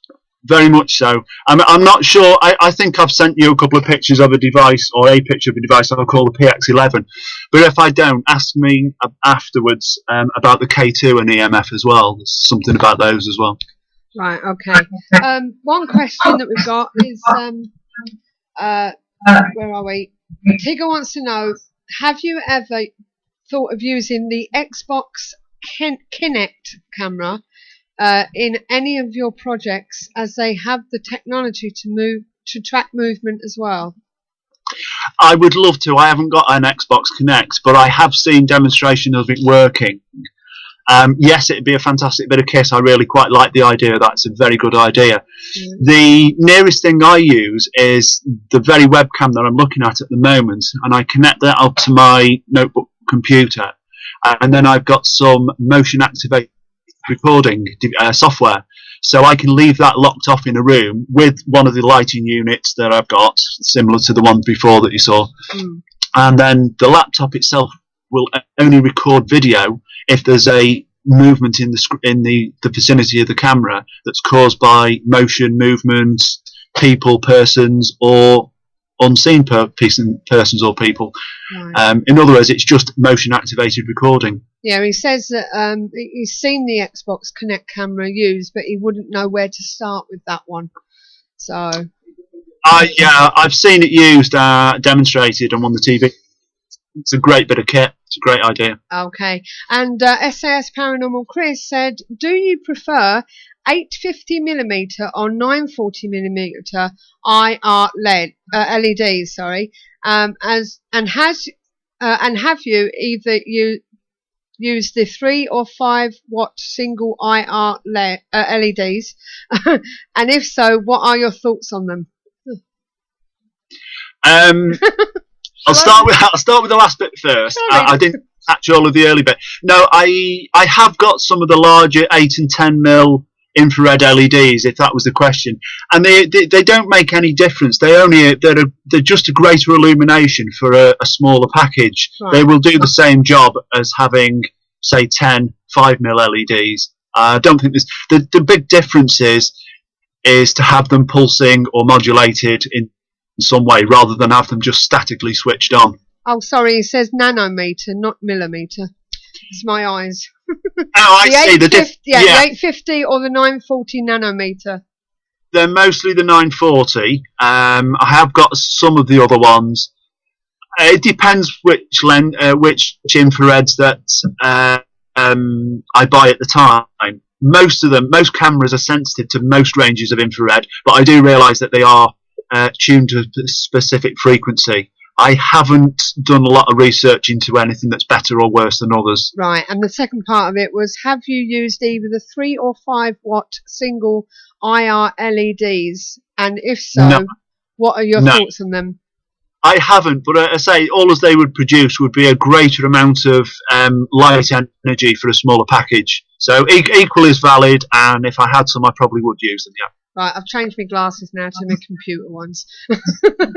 Right, Okay. so we've got another picture here. It looks like something you'd use in a tattoo shop. Do-it-yourself tattoo shop. So Yeah. what's this one? Well, it's a little bit out of order, but this is actually the latest bit of kit that I used just on last Wednesday night. Right. I've called it the E-Type because the crystal was given to me by a friend, a medium, who has quite a few of these things knocking about. So I named it after his name, Ewan. But it's at the bottom of the crystal there's an infrared emitter, and at the top there's not infrared, sorry, ultraviolet, and at the top there's a light sensor, phototransistor.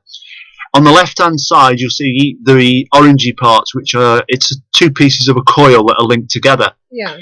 And what I do is I pass our voice. So I have a box that generates electrical activity energy from our voice, from our microphone, turns it into light, which is projected into the crystal. But first it passes through the lower half of the coil, through the LED, into the crystal, detected by the phototransistor, passes through the coil once again, and then is returned to an audio amplifier.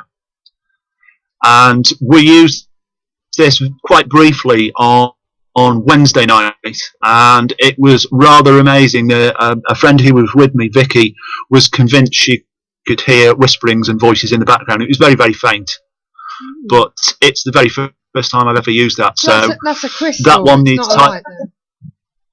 It's a quartz crystal. It's a quartz point crystal. Right. Okay.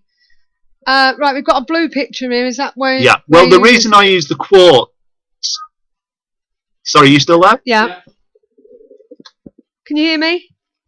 Have we lost Yes. you? Oh. Yeah, that's the same device in action. Now that is about a 3-second exposure photo. So you're seeing ultraviolet light, and digital cameras don't really want to photograph ultraviolet. They're filtered against it. So that's why it's quite a low dark image. But that's the crystal being energized. And our voice, or any voice, is being through that crystal as light from the bottom to the top. Okay. I'll explain. The reason I use quartz crystal is it's got vibrational qualities to it. If you hit a piece of quartz crystal, it'll generate a voltage. If you pass voltage into quartz crystal, it will vibrate. And I like those qualities. Now, ultraviolet light, being the energy source I said before, it is actually an extremely strong source of light. So in theory, and this is just my theory, by using the quartz, I'm passing a high energy vibration into the quartz and then picking it up on the other side. But the quartz then becomes a transmitter and a receiver of light. It operates in both directions.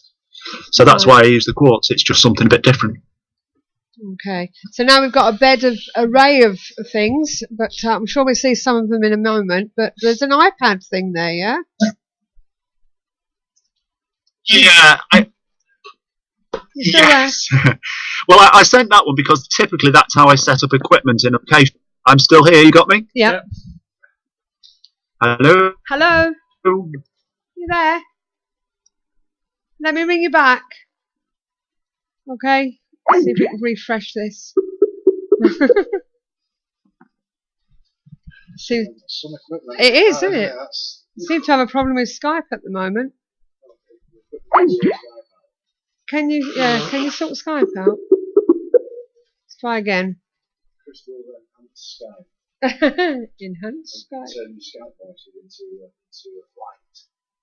Seem to have a problem, don't we? Let's try again. See if he might be trying to call me for all we know. So try calling me.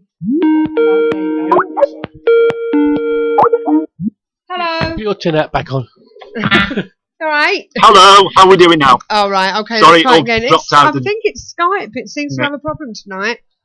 Must be the atmospherics again. Right, okay, so we've got a bed there. That's how you set them all out. What's the iPhone for? Yeah. Yeah. You right? You there? We seem to One of my other friends, Steve, brought that along, and it's actually set to generate different colours of light, and it was just an experiment with photographs. Yes, I'm still here. Right, okay. Yes, I'm still here. You got me? Yeah. Hello. Right, can you hear me? Hello. Hello. It is, isn't it? Can you hear Hello. me? Hello. Hello. Hello. That's not making much noise, is it? Yeah. Hello. Where have you gone, Paul? Hello. Well, No. hello. I'm hearing him. Yes, I can hear you, but it's breaking up. Right, okay. I don't know whether it's a problem. Yeah, I'm still with here. your mic. You there? Hello. Yeah. Right, I've got a blue Hello. picture. Yeah, I got. Yeah. Have to do crystal communications. I know. Hello. Hello. Hello. Yes, go on. I'm still here. You get me? Yeah, I'm Hello. getting you. I don't think you're getting me. Can you hear me? Yeah. Yep, just about. Yeah. This is like communicating with the I know, beyondness, isn't it it? is, isn't it? Can you give us a sign if you're there, Paul? Yeah. Not once for yes. I can hear you. Right, okay, what's the picture that's in blue? Can you hear me? Yes, what's the picture in blue? Hello. Yeah, yep, can hear you. Okay. Oh, right, okay. That's in the Old King's Head in Chester, and again, this is just a setup and arrangement, various different bits of kit. But also on the table, I think at this time I've got a plasma ball as an energy pump. Okay, and we've got the laser ones. Yeah, that's just an example of that's on the top landing at Plas Teg, and that's the picture you get if you look towards lasers, but obviously not looking into them. And that's the type of effect having about 5 lasers, I think there is there. Is that what you were telling us about, Chris? Yeah, it was Paul that actually gave us the idea when we appeared on the TV with it, and it was the that idea which is the concept that we used, and you remember that, don't you, Paul? Yep. Hello, Paul. Don't think the beauty. Paul? Yes, yeah, I do very well. Yeah. Yeah, we're just looking to see if we can still getting it, yeah. the mic. They're just going to look for another mic for you, sir. Try again. Can you hear me? Okay, yeah. Yes, I can hear you. Right, I might need a new mic by the sound Hello. of it. Hello. Do you need mic? No, it's this that I need. Are you hearing me? I'm hearing you fine. Oh dear. Send the carrier pigeons. All right. Right. Okay, you're breaking up quite badly, Can so I you never do know if me I'm a still there or not. favour? Yeah. Can you type? The use of the lasers is because it allows. Yeah, Hold on. It's cutting out as well. He is. Yeah, hold on. Let me try something. Paul, if you can hear Maybe me, get the little. can you send me your landline number? Okay, I will do. Can you do that? Type it for me.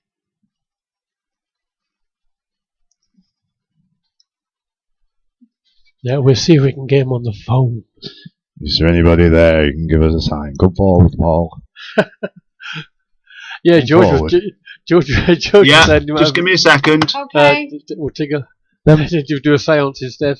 Them lasers I'll are use actually your really mic, good. Emma. Yeah, don't mind. They're really good concepts, actually, then, because many people, we were saying last week, many people get these grids, the laser grids. We'll be back with Paul in a bit. Just lift your chair up there. Right. They use the laser grids, don't they? And they're looking on the wall. They're looking out past where the shadows are. Yeah. You know, where obviously the concept behind these Well, is different because you're looking towards and not away from. Yeah, well, It's a good we idea. did it at Newsham, didn't we? In the hallway. Yeah, that's right, where the DVD set up and everything else. Yeah. That was quite good. And the REM pod in the middle.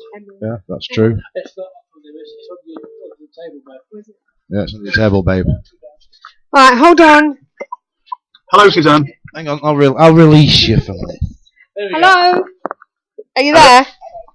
Right, hold on. Yeah. Right, okay. Just get you on the phone, 2 seconds. Right, speak to me now. Hello, 1, 2, 3, 4. Hello. That's it. 3, 4. That's perfect. So you know, we're okay. That's terrible, that Skype, isn't it? I know, it's Skype, wasn't it? bad today. I Yeah. don't know why we're getting a reverb, though.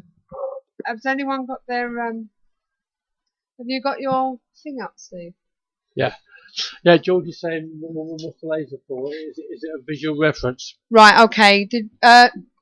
George is asking, what is the laser for? Is it a visual reference? No, it's not visual reference. It's actually for photo and video. It's actually because when I set the laser up, it allows me to have a visual on that particular corridor that is about 30 or 40 feet long. So I set the lasers up at the far end of the corridor, and as you look down the laser beams, you can see every speckle of dust that passes through them. But I'm also looking for anything else larger that might pass through them as well. Right, For okay. photograph and video use. Right, and Chris says, he says something about for detecting any possible movement through the lasers, as shadows will be seen. Oh, he's probably asking somebody else. Sorry about that. Right, so somebody was mentioning earlier, is it not reflecting off of a bunch of flowers? I think I meant that one. No, I think it meant the next one. Or is it the next one? Right, you've got the next one there. No, What's that one? It's not that one. Which picture are we looking at now? We're looking at one that looks like a candle holder, to be honest. It's blue. It looks like it's sitting on a table. It's probably the same one. Has it got an orangey colour window in the top left? Yes, that's correct. Yeah, that's the laser grid. That's the laser light set up in the old King's Head. Right. That's just another reference. Oh, yeah, there's another picture with its lights on.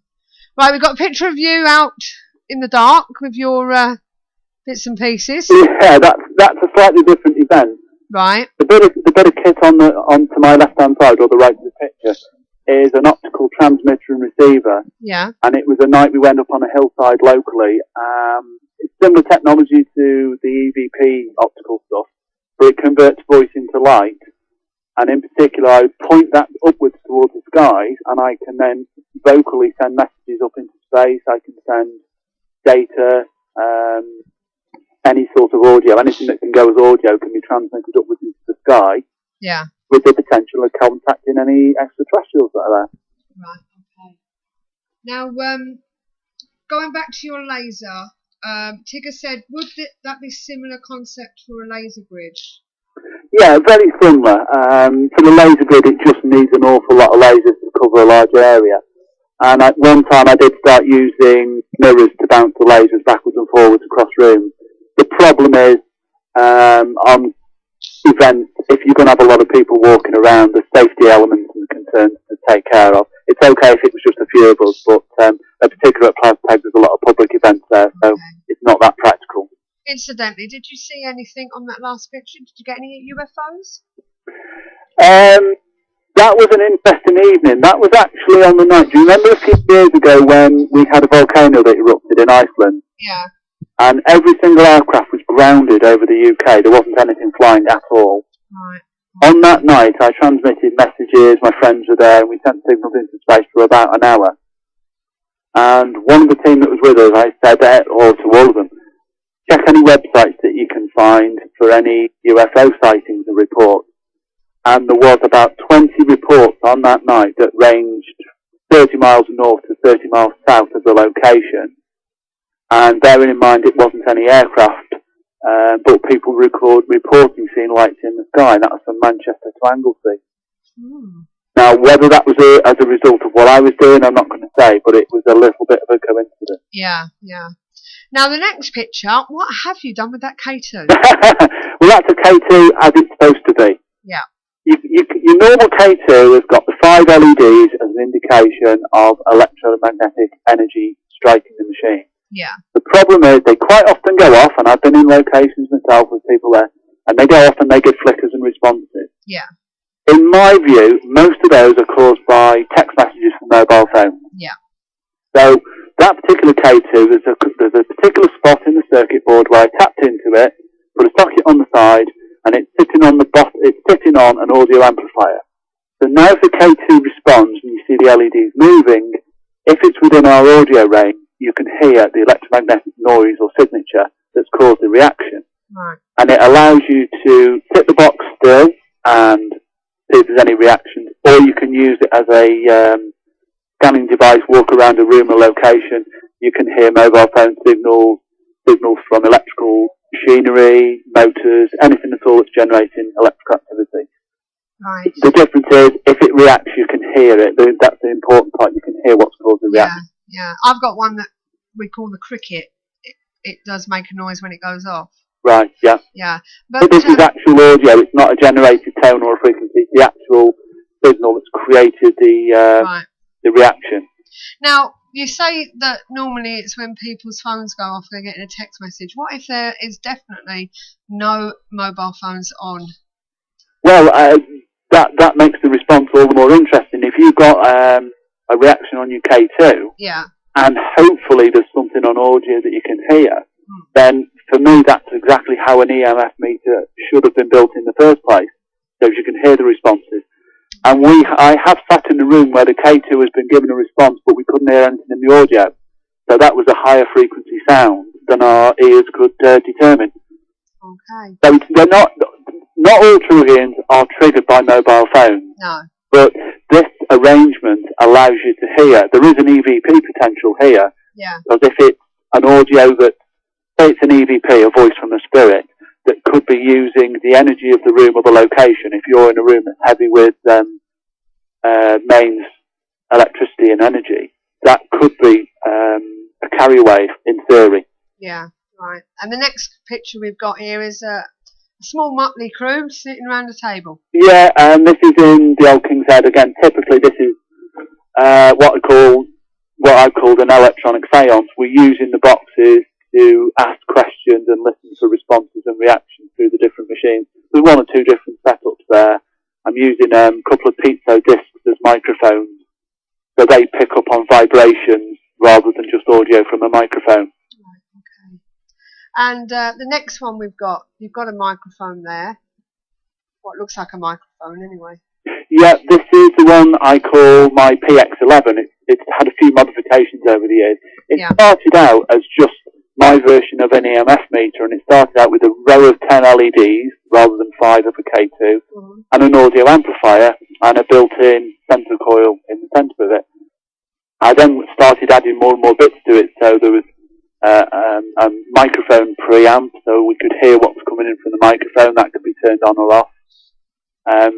Record sockets are on the bottom. An external speaker can be plugged into it, and then the protrudence at the top now contains 3 separate EMF mixing circuit coils. Yeah. So with this now, anything that's picked up from the audio from the microphone is, again, it's mixed with electromagnetic energy through coils, and it comes out to the speaker at the bottom. So we're hearing audio that's been put through an electromagnetic change, let's say. And this is, I got my idea from this because that's how early tape recorders worked. They converted voice into magnetic, that's recorded onto tape, and then played back later. This is a type of a tape recorder without the tape. It's real-time potential response. Right, okay. So, is that the next picture that we see, where you've got another device attached to the microphone? This is the first one that I built that uses audio. This is the Quantum EVP. I'm not sure if it's quite clear on that picture. You can see the microphone, and just below the microphone on the left, there's another block of quartz crystal. And again, the box takes audio signals, mixed in by the electronics in the box, that converts it into light via LED. Once again, it's ultraviolet. Yeah. That bounces around the quartz crystal, picked up by a phototransistor, and turned back into audio. This one, I've heard voices on this one on more than one occasion, very, very faint, but on one of the occasions it went on for about 10 minutes, and it was like a poem being recited. And if ever I tried to interrupt it by asking a question, the voice was raised as if to say, "Don't interrupt me." I've just been asked am I sure this guy is really just a taxi driver and not Q from James Bond? They offered me the job, but I turned it down. It's amazing what you can do when you've got free time, isn't it? It gives me a lot of thinking time, yeah. Yeah. The following picture, actually, you'll see the quartz crystal glowing with ultraviolet light. Right. And crystals, quartz crystals is significant with ghost hunting, really, isn't it? Well, part of the ideas came on early ghost hunts. There would be occasionally mediums that would be there. So I'd engage them in conversations because I was interested to try and figure out how they did their communication. Yeah. And inevitably they would talk about the spirit world existing at higher wavelengths, higher frequencies, higher energies. So that set my mind thinking, well, how can I try and tap into that? And that became the use of the combined quartz crystal, the voice through the microphone, and the ultraviolet light, all coming together, combined, and it started to produce the machine that you see in front of you. Right, and the next picture with lights and... This is an early one. This is the Sentinel unit. It's quite a basic but a very, very sensitive unit. Yeah. Sockets on the side so it can be used to monitor either electrical energy, magnetic energy, vibration energy. But in the future, this one has got one or two more sockets on it now. This is one where I will put an EM sensor and I will give that to a person that's in the room or the location with us. Right. This will convert that into an electrical signal, and then I will put that in with an audio device that will turn that into light and use that to project light for video and photographs. So the person themselves could be generating an energy that might allow us to take a photograph or a video. Why are you doing this? Why? Yeah. Is it for your own personal reasons? Is it your own personal stuff? The paranormal investigations, or generally, you mean? Making these things, because you know, like Andy says, you know, it's, you know, you've got the time, you said, to do it, but I don't have so much time to make them. I have a lot of time to think about. Yeah, it takes me a lot. and it's like, why are you spending so much time thinking about them, doing them, and what have you? Is it something you like doing? Do you like building things? I do like building things, but I like building something new, something different. Yeah. It's the inventing and building something new. I say really, quite honestly, it was inspired by Most Haunted because they were wandering around with inappropriate equipment, and I wanted something better, and that set me on this trail. Like most people, at that time, 10 to 15 years ago, I had a passing interest in paranormal and ghosts. Yeah. I've just taken it to a new level as part of a journey. And the more I think about it, my to-do list never stops growing. So I'm not sure I'll ever get to the bottom of it. So even listening to the show earlier on, I'm sitting here with a soldering iron, more crystals, more coils, more sensors, and they'll all get bolted together. Yeah. Be out with me on the next investigation. Yeah. Now the next device, what's this one here? That's a slightly more elaborate Sentinel, and I got a bit adventurous with that. Yeah. Not all that clear. 2 channels, so I can independently detect electrical energy and magnetic energy. The squiggly line bit in the bottom is a low resolution oscilloscope. So if we're getting some sort of response, some sort of activity, I can actually tell. I mean, that particular waveform is main. People will be familiar with it. It's main to electricity. But I've taken that box, and this is another bizarre side twist to my interest. I've taken that box to, I'm not sure if you know of Avebury Stone Circle. Yeah. And to West Kennet Long Barrow. And I have picked up pulsing electrical energy at Avebury and at West Kennet. Right. And also at another burial chamber on Anglesey. Now that one didn't have audio capability at that time. The next time I get to go there, that will have an audio amplifier so as I can hear what's actually causing it.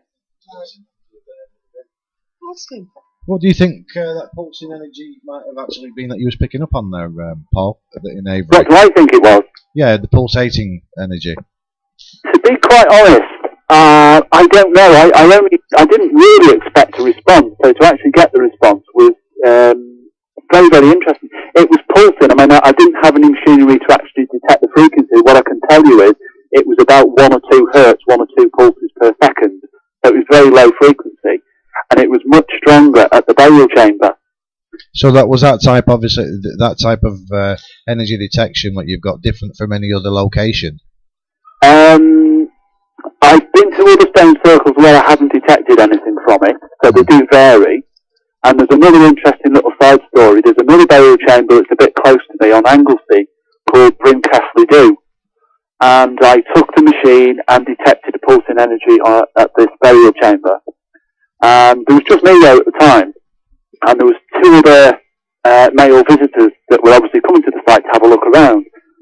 So I was in the chamber at this time. I heard them. The machine was pulsing, giving me these energy pulses. And I thought, out of politeness, I would leave the chamber and let them have their own little time in there, and then I could continue. So as I came out the chamber, I sat the box on the entrance. They walked inside, and as soon as they entered the chamber, the pulsing stopped. Dead, nothing at all. Really? I found very, very bizarre. I hadn't altered any settings. It had sat in the same spot. They were in the chamber for about 10 minutes. When they came out the chamber, very slowly, the pulsing energy returned. The only thing that changed at that time was the men entering the chamber and leaving. Well, that's good correspondence, isn't it? Obviously, it's been interactions going on when someone. I can barely hear you, Chris. It's very, very quiet. Can you hear me now, Paul? Yeah, it's a bit better. Hello. Hello. I said that's quite good interactions, really, isn't it? Obviously, someone's coming into the room and then you're getting a pulsation, and then it sort of ceases, nothing. Then these people are leaving the room again, and then obviously it sort of reinvents itself, as it were. And then obviously, would that sort of tell you that there was obviously something not right there going on, of a natural area? My thoughts at the time was, and again, I didn't know these chaps, I'd never seen them before, I never saw them afterwards, but there was something about them, potentially in theory, that they were absorbing or stopping the energy pulses at the burial chamber. And on occasion, it happens on paranormals. I can have lots of audio EVP machines set up. Different people can come into a room and disturb them. I'm talking about public events here. And we might have been getting responses and reactions. And when I say responses, we might ask a question and get a burst of audio turned back as a response. If you get a burst of audio, or when you're in a location that's kind of pulsating, or you've got a burst of audio, does that make any significant changes to the imagery? Your lighting images that you capture? No, but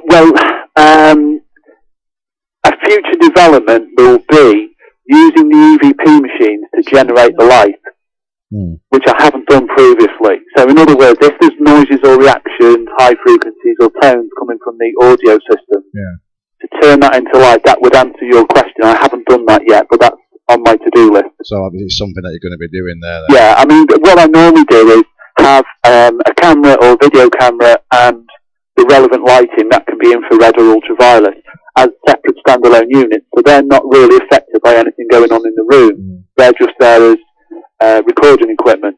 That would be interesting, wouldn't it? Obviously, if you've got your different visual array of lighting, and then you've obviously got the different modulation and frequencies going on and the different pulsations. So it would be good to see what these are actually creating in the form of images. It's effectively, as I said before, the K2 is actually an extremely sensitive device. It's just not implemented very well. So I could typically take the output from a K2 or any of my EVP equipment or whichever I choose, and as you say, turning that into light. If you then get a reaction in the room, that's an audio reaction, will anything be seen? Will anything turn out in a photo or a video? The reaction, I would hope so, but I haven't done the experiment yet. So it'd be good from light to images and maybe images to light. Yes, very much so, yeah. Okay. That's on the books. That will be sort of coming out quite soon. You've got enough on your bloody list at the moment, haven't you? Phenomenal. It's on the to-do list. Yes, right. A couple of things to mention to you. In the chat room, George from Parascience Journal said that's how he got started. I saw what was being done and thought I would do it differently, so he did. Regarding your sounds that you were getting from Avebury, Andy707 would like to know, have you ever tried Wayland Smithy, a place that's near the Uffington White Horse? Yeah. I've been there, but in days prior to my significant interest in paranormal. Right. I am going down to Avebury later on this year, so I will be in that area and I will be taking quite a few boxes with me. He said he once actually heard loud thumping while there. Right. So, and there was nobody around him except him. There have been experiments with sound generators and sound equipment in a lot of these stone chambers, and they do have a resonant frequency that's usually around about 110 hertz, which is very similar to low-frequency male voices, and it's probably got a greater connection to their original use than the actual name we give them now as burial chambers. He also would like to ask, what's the best evidence that you've ever recorded? Photographs at Plastag and photographs at the Old King's Head in Chester. Right, are they coming up in a moment? You should have those pictures. Right, so we've got another picture here of the camera and light. Yeah, it's a slightly different light system. It's actually digital pulses and two infrared light units. Okay. So it's a stronger but digital pulses rather than analog pulses. And the next two on, you've got one that's connected to a laptop. Yeah, that's the setup I use for the motion detecting recording. I've got two light units in operation that are both powering ultraviolet and blue lights, and the laptop sits on the desk there. Once that's all set up, we actually left the room. We didn't get results on it, but that was probably one of the earliest tests I did use. Now, I've only been using this for only a couple of months now. Lock the system off, walk out the room, leave it locked up for an hour, and come back to see if there's anything been automatically recorded. Right. But sometime in the future, I would hope that will give me a result, and I'll jump for joy. Have I duplicated a picture there, or is that you with another appliance? I'm not sure what we're looking at. Yeah, that's a duplicate, I think. Right, okay. So the next one we have a bright yellow light. That's the same equipment. I just photographed that. That's the light being emitted from it, and the sensor one is the one at the top. It's effectively a magnifying lens. There's a bunch of LEDs at the back, a magnifying lens. It actually focuses the beams, and normally that would travel upwards and outwards into space. Okay, so we're coming to your pictures now. We'll start off with one with a load of busts and other figures in. That's actually the second one that I took at Plastag. This is on a long corridor at the top of the building, and on the very left of the picture, just out of shot, is a room called the Twin Poster Room, which supposedly has child connections, children in and out of that room. This was the second one. This picture's probably about 2 years old, 3 years old now. But the misty image on the bottom left-hand side, there was nothing seen at the time. There was no other people. I was the only person on the corridor when I took the picture. Okay. And there was a couple of misty ones as well, but that was the best one. I won't say what I think it is, but if anyone wants to make a comment. Chris was asking then. See what comments come up in the chat room, what it might be. Yeah. Now the next one, we'll go back to the other one. Yes. This is in the Old King's Head. This is room 1 in the Old King's Head. There'd have been a small visual group of public in this room, quite a small room, and I'd stayed in. As they left, I said, I'll stay in the room. I want to photograph it while you've all left. So I'm the only living person in the room. Yeah. Walked around the 4-poster bed, photographing, and 3 out of about 30 photos had something unusual. On the very right-hand side, you'll see a towel sitting on the bed. Yeah. To the right of that, there's a white outline. Yeah. And to the left of that, there's a dark, misty shape. Yeah. They can't be accounted for by anything in the room. They're not bedposts. There's no curtains flapping. There's nothing hanging down. There's no drapes. It does. It looks like somebody's the back of them. Yeah. And the shadow is actually cast, and black. The shadow is actually blocking out the far wall. I know it's a slightly dim picture, but yeah. And there's a picture on the wall that's blocked out. So that was the first one. Okay. It next goes to actually the last one. So the white image, which you said might be a coat, is now turned dark. Yeah. You're going to the next one, Steve. Next one is actually the middle of the 3. Right. Which has now turned into a misty 4. Yeah. I didn't see anything at the time. And bear in mind, once again, I'll say I was the only person in the room. There was nothing to account for those images. Right. If anyone cares to make a comment what they think that looks like or what it might be. But that wasn't caused by a person or me. But it's actually blocking out the picture on all of them, really. It is. Yeah. It is compact digital camera, approximately 3-second exposure, and pulse blue and ultraviolet light. If you remember right back to the start, you saw the white box with the 4 colours of LED. It was using that light system. Okay. Now the next one, I've been asked from Andy 707, what's the weird wiggly lines on what looks like flowers? Right. Top corridor at Plaza. This was the very first picture I got with something unusual on it. Okay. What I'm actually doing is using a laser pointer to make squiggly patterns to try and be a little bit artistic. Okay. These are the funny things I do at 1:30 in the morning. Right. So that is not of interest. That's just a byline of what happened. The bit on the bottom left-hand side, the misty shape, that's the bit that interested me. Once again, I'm the only person on the top corridor, front poster room to the left. I didn't see anything at the time, but the misty figure appeared through an ultraviolet light using the same lighting system. Where is this again? Tag in North Wales, Right, okay. between Mold and Wrexham. They do public ghost night. They do? Yes, they still do, yeah. Cornelia, is it Cornelia still there? She's the one that's still running it, Cornelia? Cornelia's still there. And then you've got a black and white version. Yeah, it just sort of clears the image up a little bit. I converted, all digital images are made up of 3 layers of red, green and blue. Yeah. This is the blue one, so you can't see any of the red anymore, and it just clears up the misty image. It also proves that it was illuminated specifically by the blue and ultraviolet light. Okay.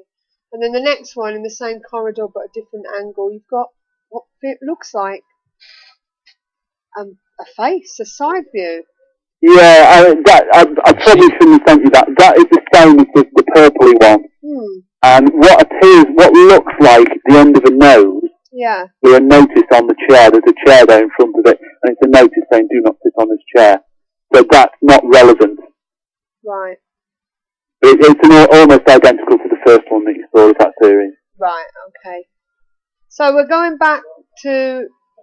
Where was he going back to? So it was the first picture, was it? What we were asking people what they thought was that mist was. Is that was that it? Has anyone got any ideas in the chat room? Have you got any ideas, Chris? Could it be? I'm not saying it is, but is it a possibility that it could be anything to do with like we get light reflection, from certain areas? Could it be because obviously you're using a different type or a different formation of light, that it could be something that's maybe a rebound byproduct from that? In theory, yes. In practice, no. On those occasions, I would stand there for an hour taking photo after photo after photo. Yeah. And there was only a couple that had misty images on, and I just sent you the one that looks most significant. But if it was a refraction of something in that position, it would be on all the photos. Yeah. It's only on a couple of them.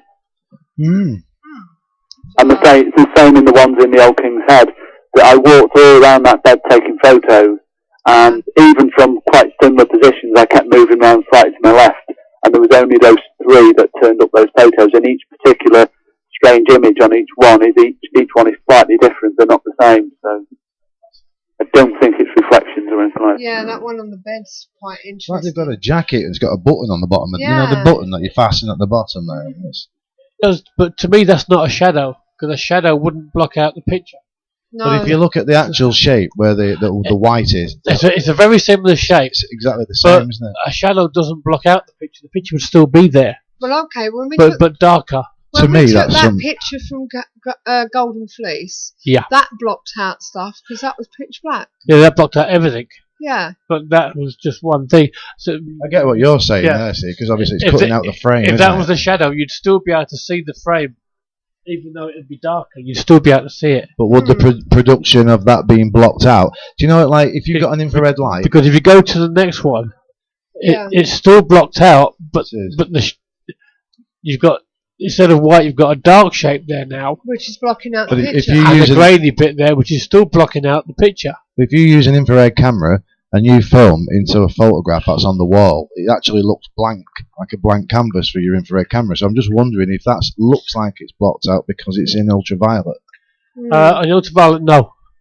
I don't think so. But to me... I mean, I would say no because we use ultraviolet lights. Yeah, I've got one. When we're moving around like yourselves. And if that was the case, we would get that sort of evidence a lot, and we don't.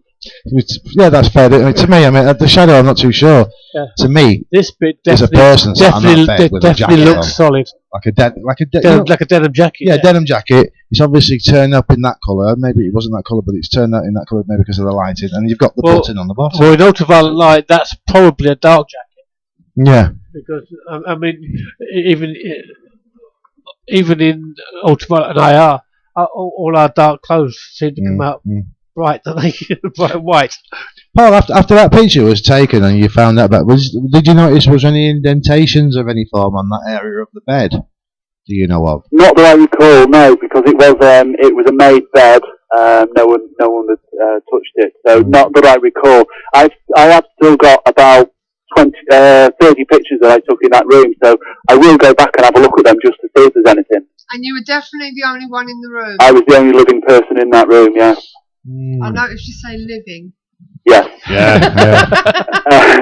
I mean, the only thing that's significant was that there'd been a small group of people. I think there'd been about 10 of us in that room.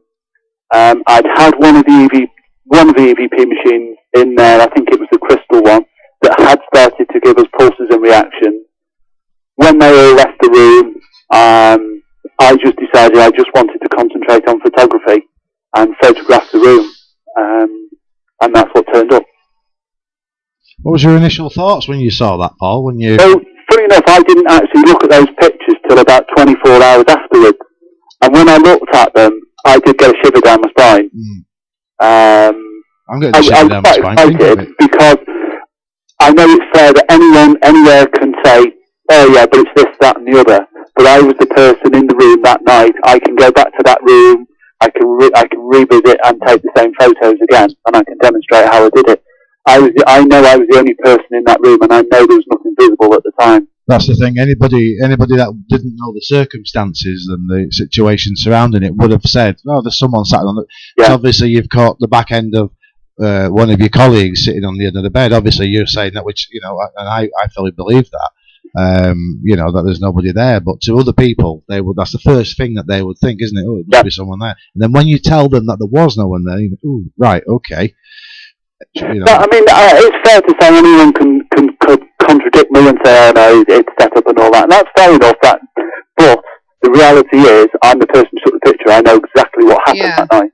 I know that there's no one there. I'm really fortunate. I get access to this building quite a lot. So when the room is not occupied by guests, because that is a guest room, I do try and spend time in there, and I find it a very interesting room to be in. Well, you're certainly not the type of person to go out and make all that type of equipment, massive time consuming, just to turn around and photograph somebody sitting on the end of the bed and passing it off as something else. Paul, on the second picture, because of the difference in the shape, the colour, was that taken with a different light? Or was it all the same light? No, it's all in the same light. Nothing had changed. The only slight change was my position changed very slightly between the pictures, but not very much. But other than that, no, the light system was exactly the same. Wow. It's gone from white. Was there anything particular that drew you to that that angle? No, the bizarre thing was the idea and the thought of doing it actually just came to me in an instant. There'd been a group of people in there, and I thought, okay, interesting experiment. You all leave, I'll stay in the room and photograph it. That was the unusual part. Now, normally you would follow a group of people around and stay with them on these sort of public nights. But I just took the opportunity to take the picture. Obviously, you was meant to, probably, yeah. Well, you must have been. I mean, obviously, you've got something on there that's not easily explained, especially to yourself, and the events surrounding it. So obviously, you must have been meant to. I haven't got any recordings of this, but whenever possible, we'll go and use this room and use an array of the live EVP equipment. I've heard 3 shouts through the boxes in that room. 2 of them were an old man. One was just one time. The second time there was a shout from an old man and then from a young girl within the space of about 30 seconds. We did have equipment running, but it was during the time when the boxes was giving us a feedback effect, so it was quite noisy, and it wasn't clearly made out. There was just myself and a colleague called Julie. She was with me. We both heard it. We were both excited. So that room for me is one of the most active rooms in that building. I use it whenever possible. Okay, well, Andy707 said perhaps you should start your own paranormal events company specialising in scientific equipment-based ghost hunts. Possibly. I've thought about it a couple of times. I'm not sure. There's so much competition. The difficulty is everyone wants to charge such a price for these days. And I have worked for a company that did that sort of thing, and they didn't survive because the prices of the building were pricing it out to the market. You couldn't afford to do it. No. I would love to do more, and as Chris said earlier on, I think you mentioned about TV. TV would be great. I know it's not everyone's cup of tea, but it would allow me access to places and locations just by the fact that it would allow me to get in, to set up, to organise. But for me to try and travel lots and lots of locations off my own back, I just can't afford to do it. I'd love to. And I built not just one lighting system, but I've got probably 3 or 4 various lighting systems, so I can equip various cameras, not just one. Right, well, Andy said, are you allowed to say which paranormal company you were with? It was a company called Northwest Spirit Seekers. They don't exist anymore. Right, yeah, I've heard of them. Yeah. I won't say too much. They weren't running the best. No. There was issues and problems. No, I know. Yeah. I've heard a lot. Yeah. And George from the Parascience Journal, he would like to talk more in depth about your work. Okay, right, that's fine, yeah. So I'll give him your email if that's okay. That's fine by me, yes, certainly, yeah. He says he has ideas that would not have the knowledge to make it reality. I could only just say that. Can you just say that again?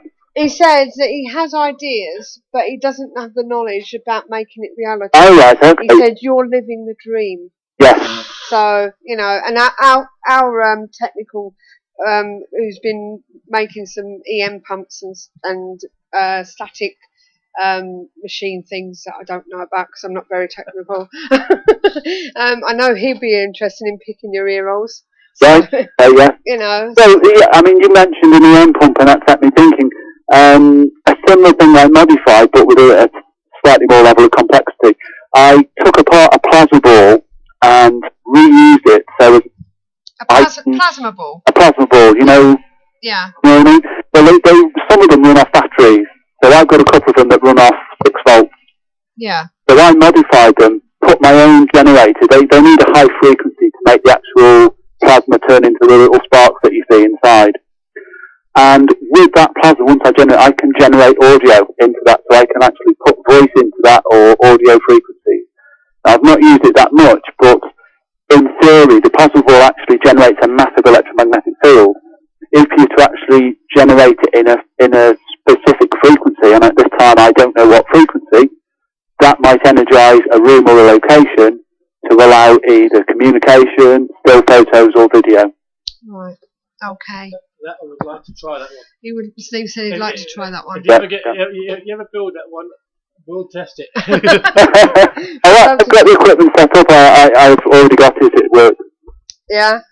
But he's testing it, isn't he? He's testing his own thing. Yeah, but I want to go. Well, it hasn't had much test really. Has it not? And so it's I'm sure Chris's team can put it to some use as well. But even Chris is smiling at the moment. So it's one of these things. When I said earlier, the modified K2 would work perfectly with that device because you could position the K2 on the edge of the EM field. Yeah. Your K2 equipped with an audio amplifier can then hear if there's anything riding on the back of the energy field I'm creating. The energy field could generate audio. You could monitor it for any changes, any tones, and the modified K2 or other equipment I've got will allow you to hear it. One of the reasons that I like to use audio in such a way is because when I do EVP events, is everyone in the room can hear if there's a response, and everyone can take part. So in the electronic seances that I conduct, I ask everyone to introduce themselves by their first name, to be polite, respectful, and to personalise their calling out. But everyone can hear if there's a response to what they say and how they say it. Yeah. And people can then freely record that if there's anything going on. Okay. Well, will you let us know when your website's on site, and then I'll let everybody else know, or we can put it into the group page anyway. Okay, I will do, yeah. Yeah. I didn't know it was down until before, actually, so I'll find out. Yeah, that's fine. And everyone seems to be really intrigued with your photographs and your equipment. What would you say was your next piece of kit that you're thinking of? Well, as I said to you before, that the crystal that I call the E-type has only been out once, and that was just a very rough version of it. So I've got a second generation of that, where that one has got an EM coil at the side of the crystal. Well, I'm going to use another sensor to go alongside that. That will be an EVP type device, but I'm going to try and make it slightly more rugged and slightly more carryable and compact. And I will then offer that where someone can actually hold it in their hand, because a person could be the key to making the difference. Yeah. So that can either be a non-sensitive investigator or a medium or a spiritually sensitive person. And if they can project an energy, or the machine can detect an energy about them, potentially it might give us the link into what we want, i.e. a real-time conversation with a spirit. Brilliant. So that's one of them. Generating light from electromagnetic fields, or from an energy from a person, is a route that I'm going down slowly as well. Well, if you ever fancy coming on one of our investigations with your kit, please feel free to join us. If I can get somewhere not too far away, yes, certainly will. Right, okie dokie. Well, thanks a lot, Paul. It's been great talking to you. Well, thank you. It's been very interesting talking to you all as well. Thank you, and I wish you all the best of luck. Are you thinking of selling these, or are they just for personal use? Well, at the moment, because of the complexity, I use them for personal use. I have actually got a partly built a version of the PX11, which is an EMF meter, but with audio capability and electromagnetic mixing. So I have got one on my plan list that could be a commercially available unit. Some of the light units, yes, they can be made available. I don't make and sell them commercially. I did start doing it a little while ago, but it's a very limited market. But I'm not against making and selling certain amounts of equipment for people if they're interested. Right, that's great. Okay then. Well, we'll speak to you soon again, hopefully. Yes. Steve wants to. Yeah, if any of my guests on there would like to get hold of you, can I get you on Facebook? And I could hardly hear that. I only heard a little bit. If anyone wanted to get hold of you, could they get hold of you on Facebook? Yes. I think my Facebook name is Paul Obi-Wan Rowland. Yeah, that's correct. So Facebook or email me. Yeah. Okay. Well, they'll find you in the group page anyway. So if they want to look. Well, yes, they're welcome. I'm interested to any comments, observations of the photographs or the equipment. I'm quite interested in anybody who wants to tell me something or ask something. Right. That's great, because I'm sure there'll be a few people that want to pick your brains about something that they're trying to make, like George. You know. Yeah. So. And if anybody knows any TV production companies, that would be brilliant. Yes, I'm sure it would. Well, thanks again, my darling, and I'll speak to you soon. Hopefully. You're most welcome. Thank you very much. It's been very enjoyable. Cheers, Paul. Sorry about the Skype connection. Oh, well, it's one of them things. Maybe, I don't know. Maybe we'll meet someday in the flesh. Yes. Okay, well, take care. Bye-bye. Thank you. Bye-bye. Bye. Bye-bye. Bye all. There you go, Mr. Paul Rowland. There you have it. So, you know. A very clever taxi driver. Emma. Would you like your mic back? Your mic back. Well, what do you think to that conversation then, guys? As I say, if you are part of the KTPF Community Talk Show group on Facebook, you can find Paul there, and his name is Paul Obi-Wan Rowland, and he's there ready for you to ask any questions and stuff. So, George, I've sent you an email, 2 to be precise. 1 to confirm the 20th of April. I hope you know that's Easter Day, so I hope that's still alright. And secondly, I've sent you Paul's email address as well. So I hope next time we hear from you, you'll be telling us what you made into reality. So, but as I say, I hope Easter Day's all right with you there, George. So, unless you don't celebrate Easter in the US, I'm not sure. So basically, that's it for tonight. But it was a good conversationalist. Very interesting. Yes, very interesting. Right. What are you guys up to next? Yes. Well, We've got an you mean investigation next month. wise? Yes. Well, briefly tell us how Friday went. Friday was it was all right. You It were was, at Nottingham Town yeah, Hall. I mean, it's virgin territory. For me, I'd never been. Yeah. before, What did you think so, of your first place? Actually, I thought. Well, I mean, I don't normally head teams neither. I usually like float around, but I thought, well, yeah, I had a team in it. I enjoyed it. It was, everybody pulled together, and it was, we did massive experiments. We had I think it was 3 teams that we turned into, and then 2 teams liaised. They sort of joined forces with each other, and then at the end, all 3 sort of came together, and we all did a massive different experiments and things like that. But for me personally, I mean, I don't really experience that much on investigations, but I know there was quite a good few people experienced it, and when it was being brought to tears and and all sorts of things, because they seem to be recapping on memories or something like that we tried to sort of figure out for them, and it's quite the interesting thing as well is that we was downstairs in the cellar, and I had to do this like a healing. I mean, I'm not a healer, but I had to sort of go around and try and help everybody. They're all sitting in a circle, and every single one had this pain in the neck and in the right shoulder. And then they all kept coming up with this name, it was like Edwin or Edward or something like that. I think Maria, she said it had something to do with ladders. Yeah, that's right. Yeah, she said it's something to do with ladders and whatnot. Yeah, these ladders. She said, someone's fell off these ladders, and I think is it John Edward or Edwards or something like that. So we found out later. We got some confirmation that there was a guy there. It was called Edwin, not Edward, and he fell from some ladders while putting Christmas decorations up. And he fell through 3 floors, and so he just a lot of people got emotional with it. We So went it was there, really good. and unfortunately, there was a plaque on the wall that wasn't covered up. Did you see it? Yeah. Yeah, we saw that later. Yeah. Did you cover it up before the guest got there? Was it covered? Well, I didn't get there till late. It was about 9:30 when I got there. Oh right. So, but we did notice that.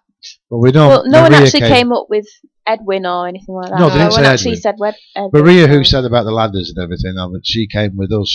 She's from Play Cottage in Eam. Yeah. That's where she lives. So she doesn't have any internet. She's got no computer or anything like that. And I picked her up from Eam, and then we took her. So I know she had no. And she came in with us, and then we went straight downstairs. So I know she didn't have any prior knowledge. You're right. I mean, coming up with different things. I mean, but it doesn't say on that plaque about the pains in the. No, it doesn't. And it doesn't say about the ladder, no, as well. So yes, that was true. He's putting up Christmas decorations. Yeah, it was interesting. That was what he did. It was good. I enjoyed it. I thought it was productive, and we finished the night with a big table tipping. The first time we went. I said to Kat and Shelley, "Right, you're setting up tonight. You want 2 cameras down in the cellar." Everything they set up, all the lights were on. They came out, and I said to Kat, "Where's the duct tape?" And she said, we left it downstairs." So she went down in the lift, nice and brave. All the lights were out. Yeah, I did. The lift door was opened. She went to step out, and something growled at her. So she was down there on her own. All right, okay. Well, so spooky. I was down in the cellar. So she grabbed the tape and shot straight back in the lift. The other funny thing about that lift is it's known to go up and down. Yeah. And we've seen light go on the lift loads of times. I'm just hoping it would open. Yeah. So what we did is we put a chair in the lift, and we sat Ashley in the lift. Yeah. And left him there. Didn't touch nothing. We walked down the stairs, and he said he could hear us all the way down. Because we had the radio, and we said, "Well, how can you do that?" He said, "Where are you?" I said, "We're down in the cellar." Yeah. When we opened the door, so was he. The lift would come down within a minute. Oh, right. Can you not press it to go down? You can. You can press it to go down, but he hadn't. But nobody had. He was just sitting in the lift.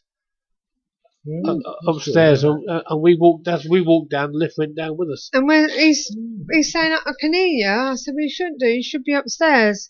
And then I thought, hang on a minute, open the door. And he was sitting there because he put a chair in there. You know what I mean? It was really weird. You know what I mean? Well, I was watching it when we were doing experiments. I mean, we kept watching the lift and it kept flashing, and I thought, and everyone's thinking it was in response. Obviously, it just goes to show that it's not. It was, You thought, it's in response to questions. So we had to do some radioing around to the other team and found out it was another team. I don't know if it was your team or somebody else's that was actually pressing the button from the floor below to try and get the lift to come down. So we were seeing it light up, and everyone's going, And then I think one of the good moments, it wasn't paranormal, but it was certainly spooky. And everybody was sitting round this table, and they was doing like a form of glass divination with a light under the glass, and it was ultra quiet. You could hear a pin drop. Suddenly, one of the team members came walking through the door, and it made this squeak. The whole table just jumped up, and this guy, one of the participants jumped up. He's going to throw himself through the window through fear. It was really good, and that was mood uplifting. I think it was really good. Can I just say, from the lift's point of view, all lifts after a while, when they haven't been used, they reset, so they drop to the ground floor. So a lot of the time, that's what could have happened. But in our case, because we'd opened the lift, so the lift was being used, it shouldn't have done that yet. Yeah, not reset, has it? No. So that was that. And then the Mixes Out meeting, and then after that we're at the Bullethorn. Bullethorn. When's that? I think April, that's April. I think is it the last Saturday in April? I think so. Yeah, it's 26. No, I think it's 26. It's in April. Anyway, it's on our Facebook page. Yeah. Then we're at Burslem because we're at Leopard's Inn, and then we're going to. We haven't done Leopard Inn for ages. No. Manchester Museum. Oh, you booked it? Yay! I think we've got it for July the 26th. Now I think it's July. Now I think we're supposed to be going to Rivington Pike on that day, but I spoke to Michaela and messaged and said let's not go to Rivington Pike on that date. Let's go to Manchester Museum instead. And Rivington Pike is a bit far out, and it might be a bit hectic for people having to walk. Yeah. So I know it's going to be hectic on my knees, me being old on Friday and all. So see how that goes. Okay, well let's let everyone know what's coming up next weekend. Coming soon. Sorry, what did you want to say? I was just going to say, can I just say that we're actually out on the 5th at Saltmarsh Hall. That's in April, not in March. April, I know it's April. We're in March now. I don't care, I'm saying it now. And we've also got Hague Hall on the 11th of April. Yes, but we're in March. It doesn't matter. Say it every summer. I'm saying it. Well, anyway, to let you know, tickets, please. What's coming up? On the 9th of March, we have James Armstrong from Truth Seekers UK. He contacted us and asked if he could be on the show. And so did Caroline Coughlin. Sounds like that's how you pronounce it. She's the author of Paranormal Intruder, which is based on a true story. Am I right, Steve? Yes, you are. And it's interesting because... Is your mic on? Yes, my mic is on. Oh, good. And it's an interesting situation because the intruder is actually in a policewoman's house. So she's kind of torn from what she's trained to do as a police person, and then obviously what's happening from the paranormal point of view. Shows the different sides of a person, doesn't it? Right, and on the 16th of March, we've got Wade Davis. He's a Canadian anthropologist, an ethnobotanist, an author, and photographer. And he's going to be talking about his time in Haiti. He's actually his story actually boosted a movie called The Serpent and the Rainbow. Now, I'm sure you've heard about that. I heard about that story. It was actually a horror story. It was actually a horror story, directed by Wes Craven. But Wes Craven, I know him well. Yeah, and it tells the story, of the ethnobotanist, Wade Davis, who actually went to Haiti to investigate the story of Clavius Narcissi, who was allegedly poisoned, zombies to me and you, buried alive, and revived with a herbal brew which produced what was called a zombie. Yeah, I have heard of that. Yes. Yeah, very Yes. good. And There's plenty where I live. as well, around my We way. when we was on in Liverpool we were on the Roy Bassett show, this guy was on, wasn't he? And we were so into what he was saying, nobody could ask him a question. no, We just wanted to listen to what this guy was saying. It was just one of those. it was I'm so wrong. It was really good. interesting. We was just, mesmerised, literally. Because this compound that they actually used to create a zombie, and it was telling us at the time that it's only ever used as a form of religious punishment. It's the ultimate punishment. But the compound that was used then is now used in a lot of Western medicines. Mm. Yeah, so It is. So it should be a very interesting night, that one. That should be. And Be different. the week after that, we've got Marie D. Jones, who's actually the co-founder of a group called Para Explorers. Yeah. So, George said the movie scares the bejeebers out of him. I thought that said Beetlejuice who at said first. who said that? George.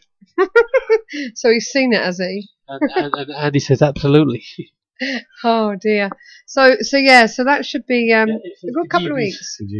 Bejeebies. A good couple of weeks. So I'd just like to thank Chris and Emma. Oh, you're welcome. Thank you. Oh yes, we do, Andy. You should haven't contacted us and sorted it out a date with Sue. Yes, I'm waiting for a date. You give me a date and I'll put it in. It can be the same night as Wade Davis, which I think you said. I can put that in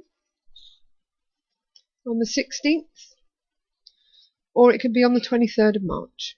Your choice. Your choice. Come on down. Tell me we don't bloody want you. Don't be silly.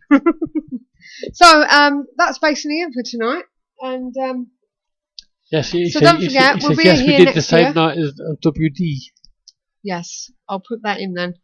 Right now. Yep, you're on the same night as Wade. Do you remember what you was going to talk about? Was it something to do with the occult? I can't remember now. No, we did that one. No, what was it about? We did the Nazis on the occult. He said he was going to talk about something. And we did JFK with him. Mhm. That was an interesting conversation, that one. Yeah. What else is it? What are we doing about? Do you remember? You'll have to let me know so I can... The old bag syndrome. Oh, yeah, the old hag syndrome. That was it. Sorry. I remember now. If the whole hag's about, Going to sorry. talk about my mother. Right, okay, well that's it for tonight. So it's good night from me, yes. Sue. And it's good night from me. And good night from her. Good night. Good night. And don't forget to remember, keep the paranormal paranormal friendly. Good night, Good night, everyone. Good night. This is where it's at.